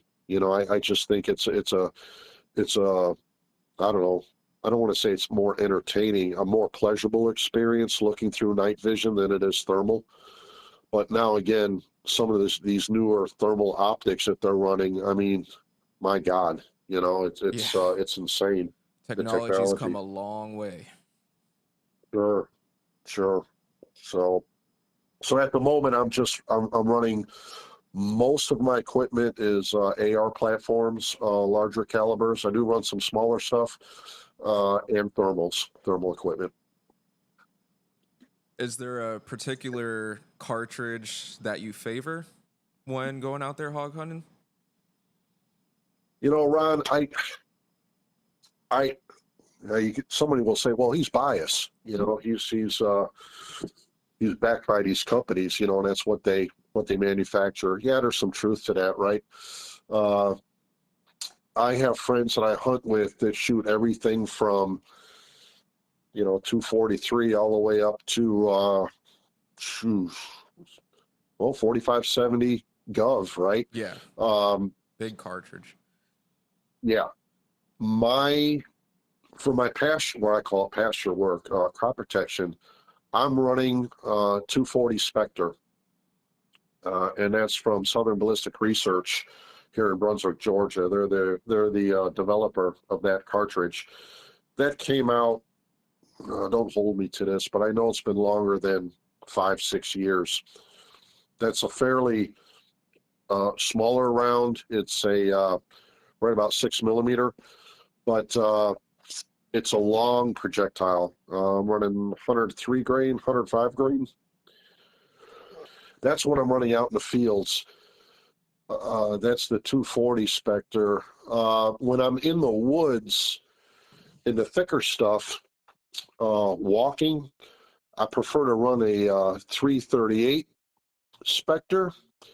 And to give you an idea there, that cartridge, that casing is equivalent to a 10 millimeter Magnum pistol case, but the projectile is, I'm running a 225 grain soft point. So the projectile is actually as large as the casing. That is a military application, That is right? a So serious that's been round. around. Yeah, that's been around for about 10 years. Now, the 240 that I was talking about earlier, uh, I'm not going to say it's a long range round, but I feel comfortable taking it out just past 300 yards. When I go farther, oh, it can do it. Uh, do I feel confident taking shots that far? Not really. Not with the thermal, even though I can identify the animal fine, but I'm not that guy doing all the dope adjustments, at 3 o'clock in the morning trying to tag an animal across the pasture. Right. Typically, I like to get up on them within, 100 yards, 150 yards, and then just let it rip. So the 240 Spectre, I'm sorry, is what I do in the field. Also, it's great on coyote. Uh, and again, I'm looping here. Going back to the 338s, what I use for walking around, that's a thumper. That's got some heavy smash to it.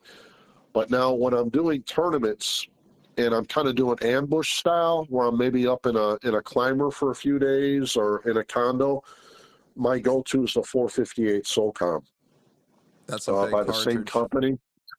Yeah, that's a thumper too. And on that one, I'm running 300 grains on that cartridge, the 458 SOCOM. So to go backwards, 458 SOCOM, 338 Spectre, and the 240 Spectre. Now I shoot other cartridges also, bolt guns, but for more of the heavy hog work that I do and eradication work, stuff like that, those are my three go-tos. Uh, Not the 458 for eradication. That doesn't make any sense, right? That's just Right. a short, you know. Yeah, that's a close I quarters can kind push of it. deal right there. Yeah, I can push it. Yeah, I can push it past 100 yards, but it's not something I do regularly. That's normally short and sweet work. Yeah, I'm sure a lot of Yep. people Those. are gonna ask that question.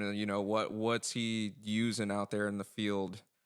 So that's Yeah, some pretty good information. As far as what I use for the hogs, my go-to for the most part is a 6.5 Grundle. It gets the job done. Like you said, that's solid. yeah, shot placement is very important. I like to be ethical with the harvest. As you said, you don't want the animal to suffer. You want it to be quick and swift. And what I've noticed with the 6.5 Grundle is it's going to get the job done every single Oh, time. It hits yeah, them that's hard. yeah, it's a solid platform, no doubt. And I keep going back to whatever you're proficient. Excuse me, whatever you're proficient with. Right. It's I still have some long guns that I like to take out once in a while and heat them up. Uh, I don't hunt with them regularly, but every once in a while, one of them's a 7mm 08, older Steyr, and then of course, that one of my old favorites. It's not my go-to, but every once in a while I got to break it out, and that's the old HK, HK Oh yeah. 91. So that man, I love that gun, but it's not a pleasure to be toting around out in the woods. Yeah, Plus it's people look heavy. at you a little bit weird too. Yeah. So, but again, going back to what you shoot well with, so I got good friends that shoot, 5.56, 2.23. Is it optimal? No, it's not, but it's what they have. Right. That's all they have. I say, bring it. Let's go. Let's go out and enjoy it. You know. So yeah. Now, as far So as anyway, they'll go ahead. no, I was gonna say as far as shot placement, you mentioned the guy with the rimfire going for the behind the ear shot. What Yeah. what is your preferred place for shot placement? Uh, Here we go. Pandora's box. We're gonna get some hate on get some hate on this one. No, that's all right. There is a yeah, there is a plethora of information out there. Again, check it out on YouTube. You got the kings of hog hunting out there, and they all seem to touch on this subject when they're out there. Perfect shot placement, and Well, you know Mr. Huey, right? That guy, Mm-hmm. he's got a reputation, man. He wears the crown out there in Texas. And one of his very first videos, he talks about that. He does an excellent job on YouTube. You might not even recognize him because he's clean shaven, and I don't know if he was still at the sheriff's department or law enforcement back then, but he goes into detail about that, and it's a really good video. But he and I are pretty much on the same page on that. If you were to have the textbook lineup for a shot, meaning the animal's broadside, perfect textbook, broadside, no obstruction. The distance is not an issue. The animal is up fairly close. You know that you can hit the mark. The area behind the ear to the front of the shoulder, the spine, I say, is the best shot. Now, here we go. People are going to get animated about that, and I see it all the time. Oh yeah, in the ear, brain shot. Here's an issue with that. The people that talk about this, you kind of wonder the validity there. If you know how a hog acts, especially when they're a little nervous, Mm-hmm. I've seen it plenty. their heads are swinging, their ears are flipping. They are not standing still. And if they do stand still, they might be chomping or chewing something. They might be looking in a direction, but then they're not going to be standing like that more than a second. Right. So if you try to do the perfect ear hole shot, that is one heck of a shot. I'm not saying it can't be done, but the odds are that when you pull that trigger, that head's going to move. That head's going to move. So now you say, well, that shot behind the ear and the front of the shoulder is not a big shot or a big area to hit. No, it's not, but it's a hell of a lot easier to hit that zone right there. I call it the red zone than the ear. Now you're going to say, well, if you hit him in the top of the shoulder and break the shoulder, the animal's going down. Okay. Yeah, that's true. Now we're going to get into the subject of projectiles and caliber, and also the anatomy of the animal. Is it a boar? Is it a sow? Is it an adolescent? There's a lot that goes into that. I have shot in the past, and I've seen it. I took a big boar with a 50 cal muzzle loader, and I shot him square at the top of the shoulder, and I broke his shoulder. That animal hit the dirt and got up and took off on 3 legs. I've seen it before. I did recover that animal, but that projectile, and it was a 300 grain, did not break both shoulders. It only broke one shoulder. So now you're talking about a 300 grain projectile. I was running, if I'm not mistaken, I was running a hot load. I want to say I was running 150 grains of powder. By all, I should have broke both shoulders. It didn't. It only broke one shoulder. And when I opened him up, when I retrieved that animal, he ran, man, a good 40 yards into the palmetto thickets. We got him out. Damn. When I opened him up, that projectile was lodged up underneath the opposite shoulder plate. It never passed through. Yeah. So I tell people all the time, these animals are built like tanks. Oh, man. So, again, going back to behind the ear to the front of the shoulder, the spine and the neck, there is really no protection, outside of the hide, that muscle there's nothing really protecting that. Now, when you go a little bit farther back and you're going to say, well, I can lung shoot them. Yeah, you can do that. I can almost guarantee you that animal is going to run. Mm-hmm. That works if you're out shooting big timber or out in the fields and you can recover that animal. Right. The problem for me is where you and I hunt down here in the swamps and there's a lot of water. If that animal runs, we got a problem. Oh, yeah. It is extremely difficult to track that animal. Yeah. especially if that water is running in the swamp, that muddied up water gets clear within minutes. And there's a good possibility that animal might not bleed very well. It's going to be really hard to track. So I keep going back to the kill switch, the off switch. You can bleed that animal out and kill them, with a heart shot or break the shoulder. You might catch the spine and drop them. There's that possibility. But the brain shot is a hard shot. It's a tight shot. The neck shot, the spine, is probably the most feasible if it's a broadside.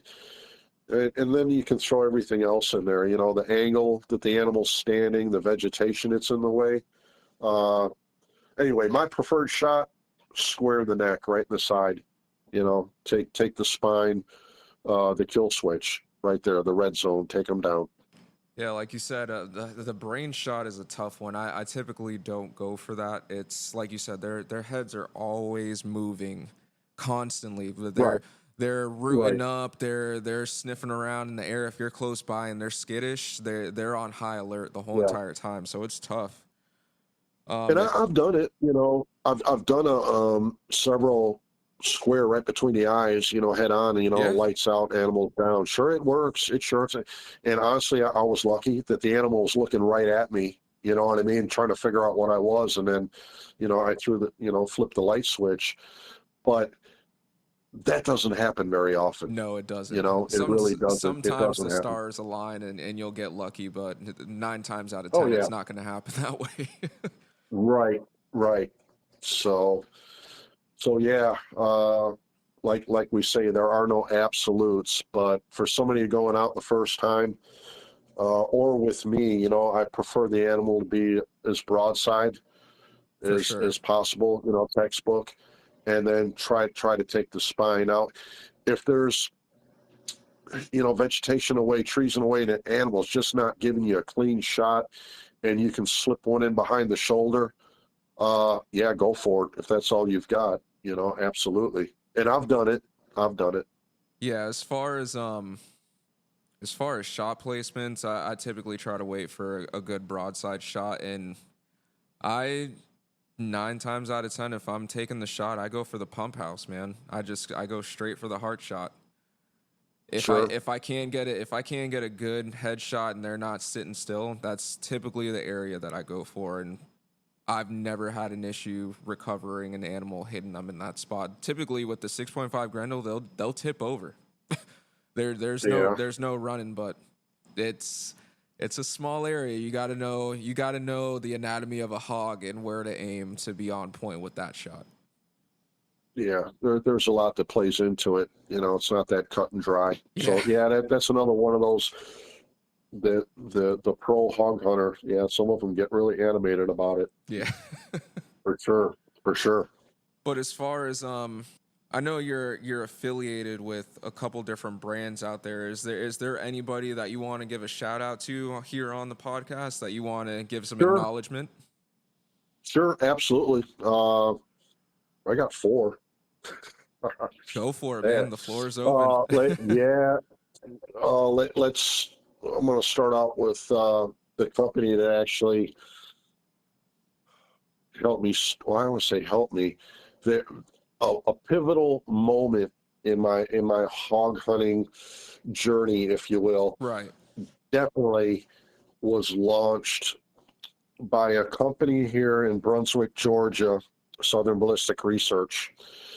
If you do a little research on this company, they are a developer of cartridges. They are directly involved with military and law enforcement, and at Southern Ballistic Research, like I said, in Brunswick, Georgia.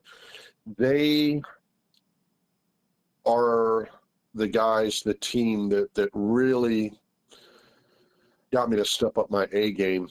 And the way that came around was obviously being interested in the 458 SOCOM. If you look up that cartridge and who developed it and how it came about and read it, front to back, the whole story, right, you will see that name come up. Okay, there's several people, there's several companies out there, obviously, that produce, manufacture, load 458 SOCOM, but SBR uh, plays a pivotal part in the development, in the startup of that cartridge right there. Also, the 338 Spectre and also the 240. So now you see the connection there. Right. So I was actually shooting 458 SOCOM before I met these guys and got to know them. I was shooting it for about a year before I got to know them. And that's another story in itself. But what happened was, after we got acquainted and I started shooting these rounds, they were gracious enough to allow me to get involved with shooting experimental loads under their wings, if you will. So that really broadened my, how should I say? I don't want to say what I have, but what I can use. Right. Out in the field. So it allowed me to go out there and really, not just experiment, but get a lot of data, give them a lot of feedback, because a lot of these companies, when they develop prototypes, they do their lab work, their testing in-house, but what is the ultimate way to test how lethal or how it performs out in the field? What's the best way to do that? Obviously, taking out hogs. That it just doesn't get any.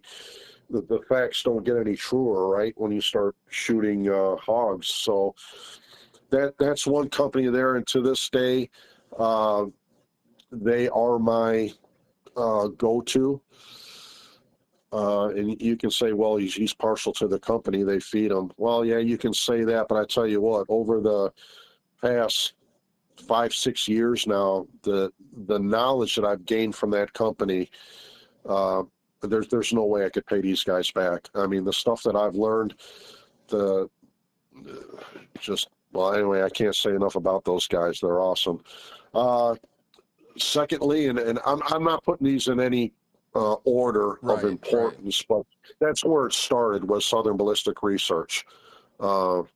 Secondly, shortly after that, I was introduced to a company up in Michigan, and that company is Leapers. We know Leapers. They are part parent company. I don't want to say parent company. Leapers is the company, but a lot of people know the company by the brand UTG, right? That company's been around for a long time. Very long time. Very long time. And the name UTG was synonymous with, affordable optics, affordable accessories for the AR. Right. And for years, that platform, UTG, was easily accessible, but at the same time, not high tier, right? So they kind of got labeled as not a super high performance product, right? Kind of like you will. a budget friendly kind of product. Even though they got involved with law enforcement, some military applications, and that in itself, I believe, brought on some shortcomings. Some of the products, when I heard the name UTG at first, I was like, I know that company.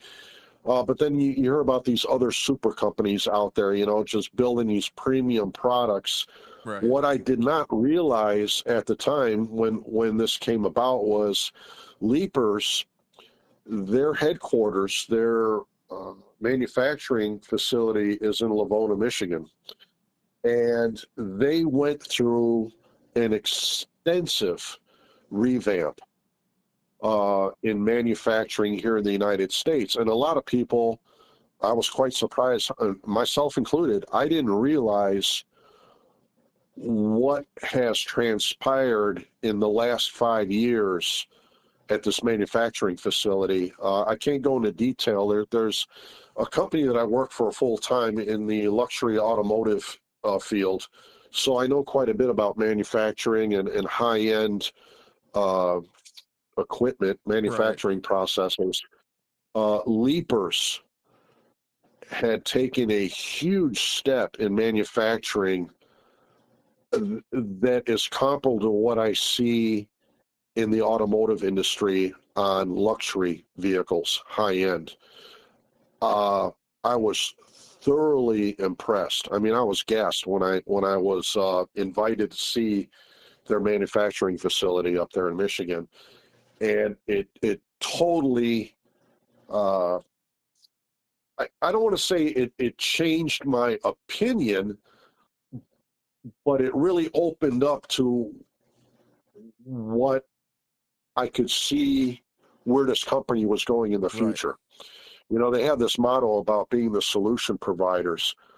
That is a motto that they stick by. And I tell you what, over the years now being affiliated with Leapers, UTG Pro,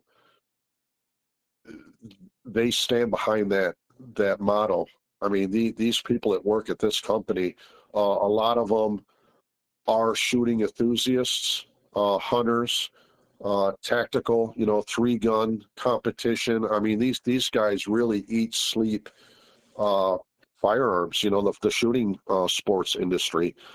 So anyway, Leapers, yeah, they've been behind me now for a little over 3 years, and they are manufacturing some products, accessories, more so the optics. They released, they're in production now, it's called the Integrex series. There's several different platforms there. Right. I like to run the LPVOs, the 1-8s. To give you an idea, these are high tier optics. So set aside what you used to know about UTG Pro, the Leapers Integrex series.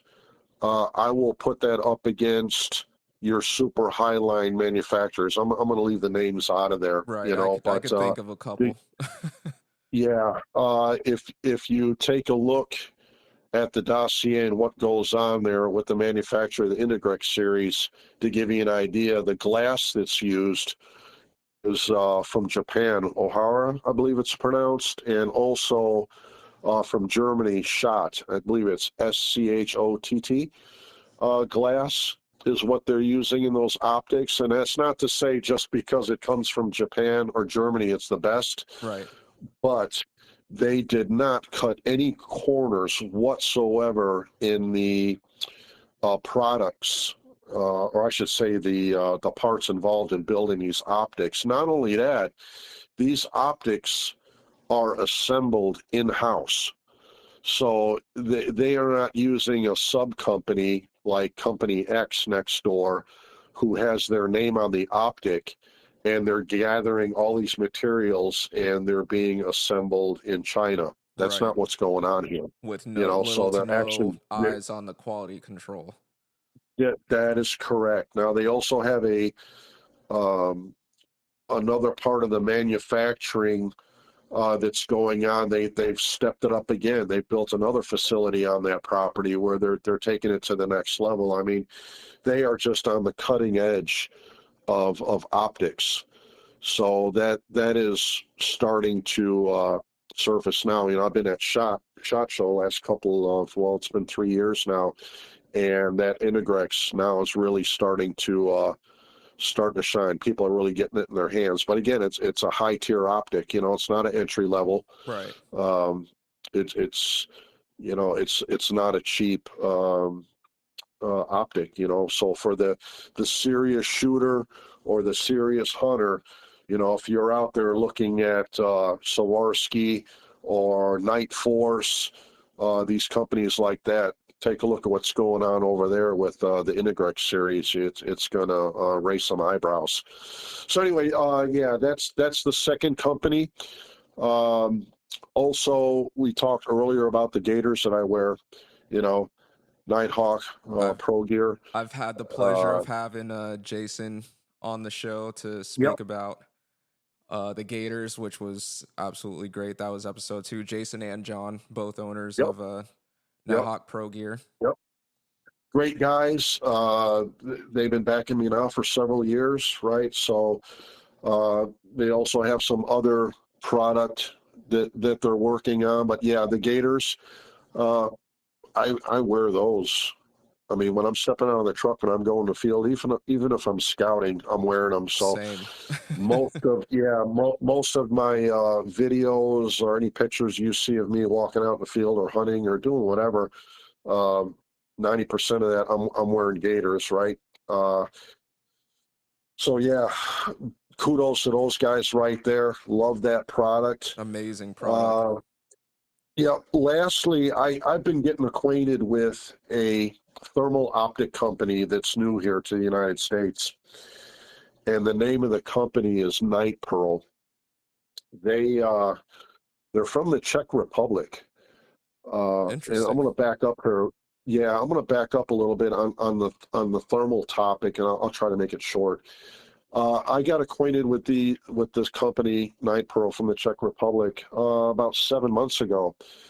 They actually reached out to me and said that they would like to come and establish a foothold in the market here in the United States if I'd be interested in taking a look at their product. And typically, believe it or not, I shy away from stuff like this because I feel obligated. You know, once you put a product in your hand, you almost feel like, you know, you got to give them kudos. Right, you're locked You in know, under they're sending you, contract and yeah, right. And even if it's just a verbal agreement, you know, anytime you put something in your hands and you possess something, you almost feel, you know, like I said, obligated to give them a thumbs up. Uh, so I hesitated at first a little bit. They asked me if I'd be interested in, you know, running their product here in the United States. They wanted to put their thermal in the hands of what they call an American hunter. And I started doing my research. I took a couple of weeks, and I have contacts in Europe, Germany, and I reached out to some good friends of mine in Europe, and I asked them, "Have you ever heard of this company?" And I immediately got a response. Immediately, like, yeah, they have a very, very strong presence in Europe. Uh, and I use this term quite often, probably a little bit too much, top tier. They've got a very high presence of quality equipment in Europe. And I was like, okay, good enough. That's all I needed to know. right. I reached back to them, and they made arrangements to put in my hands one of their thermals, and it's called a Harpia 50 Max, and that is a thermal optic.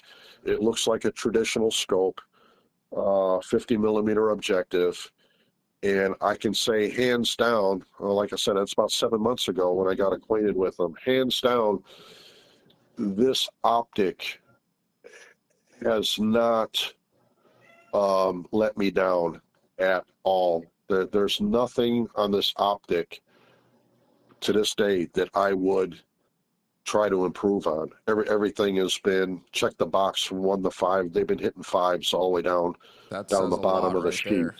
You know, yeah, it does. Uh, so yeah, Night Pearl out in the Czech. They have recently set up shop in Sarasota, in Florida. Florida. Nice. Yep, yes sir, yes sir. So they're starting on that. They're starting on their marketing now. They are here. Uh, and they were also at SHOT Show the last couple of years. And uh, I did see them the year before, but like I said, I just got acquainted with them, really got to know them here about 7 months ago. And I will tell you, if you're in the market for a thermal, this is something you need to take a look at. Again, it's not a entry level thermal. You know, they are. I'm going to put them up there as far as their price points. You know, if you're looking at, and I'm just going to say, you know, Pulsar optics of that caliber, you know, of quality. Here's something here that, you know, uh, it's something to take a look at for sure. Right. Yeah, can't say enough about that right now. Those guys. 7 months is a I'm not in it. long time of testing too. So you've had your hands on it for a minute. So you've got a Yeah, good feel for it. yeah. It's been about 7 months now, and it does everything that your newer thermals should do. You know, all the color palettes and all the different reticles and the recording and the Wi-Fi. It's all there. What really got me going on this optic is the ergonomics, the functionality of it. It's super simple. Without going into a lot of detail, you can go online and look them up. You basically have 3 buttons on the top, pressure pad buttons, and then you have a turret on the top, which is normally on a traditional scope is your elevation. That is actually your off, on, and standby. So to work through the menus, it's super simple. You're not having to press 5 different pressure pads, you know, on top of the scope, fumbling around with gloves on. Right. It's just super friendly, super easy to use, and the performance is, yeah, on a scale of 1 to 5, I'm definitely giving it a 5. I just haven't found any shortcomings, you know. No failures, nothing So like that you've encountered no, in the no, field. no, sir. You know, I stand behind that. And now I'm not an ambassador for the company. You know, I don't get kickbacks from any of the companies I work with. You know, basically, if I'm showing it on a YouTube channel or on my Instagram and I'm out in the field using it, if it doesn't work for me, I'm not going to carry it. Right. You know, and at the same time, I'm not working angles. You know, so if you were to go out there and buy one tomorrow, I'm not going to get an email from them, you know, with a direct line to my account. There's nothing like that happening. You Right. know, it's all on promoting a good product. You know, the lifestyle. Um, there you go. You know, so yeah, these companies here, I've been working with them for a while. As you know, I'm not that guy that's jumping on that carrot that somebody's dangling in front of me, you know, trying to be a sponsor for this or ambassador for that. Right. I kind of cringe at that title, you know, that patch that somebody tries to put on their arm. You know, they're ambassadors for 6 different companies, you know, and man, Yeah, no, I no, can no. relate to you. Uh-uh. Could relate with you on that one. Yeah, yeah, but yeah, I can say without any reservation that all of these companies that I'm affiliated with, that I work with, that I have the pleasure to use their product, get their product, go out there, uh, they all perform.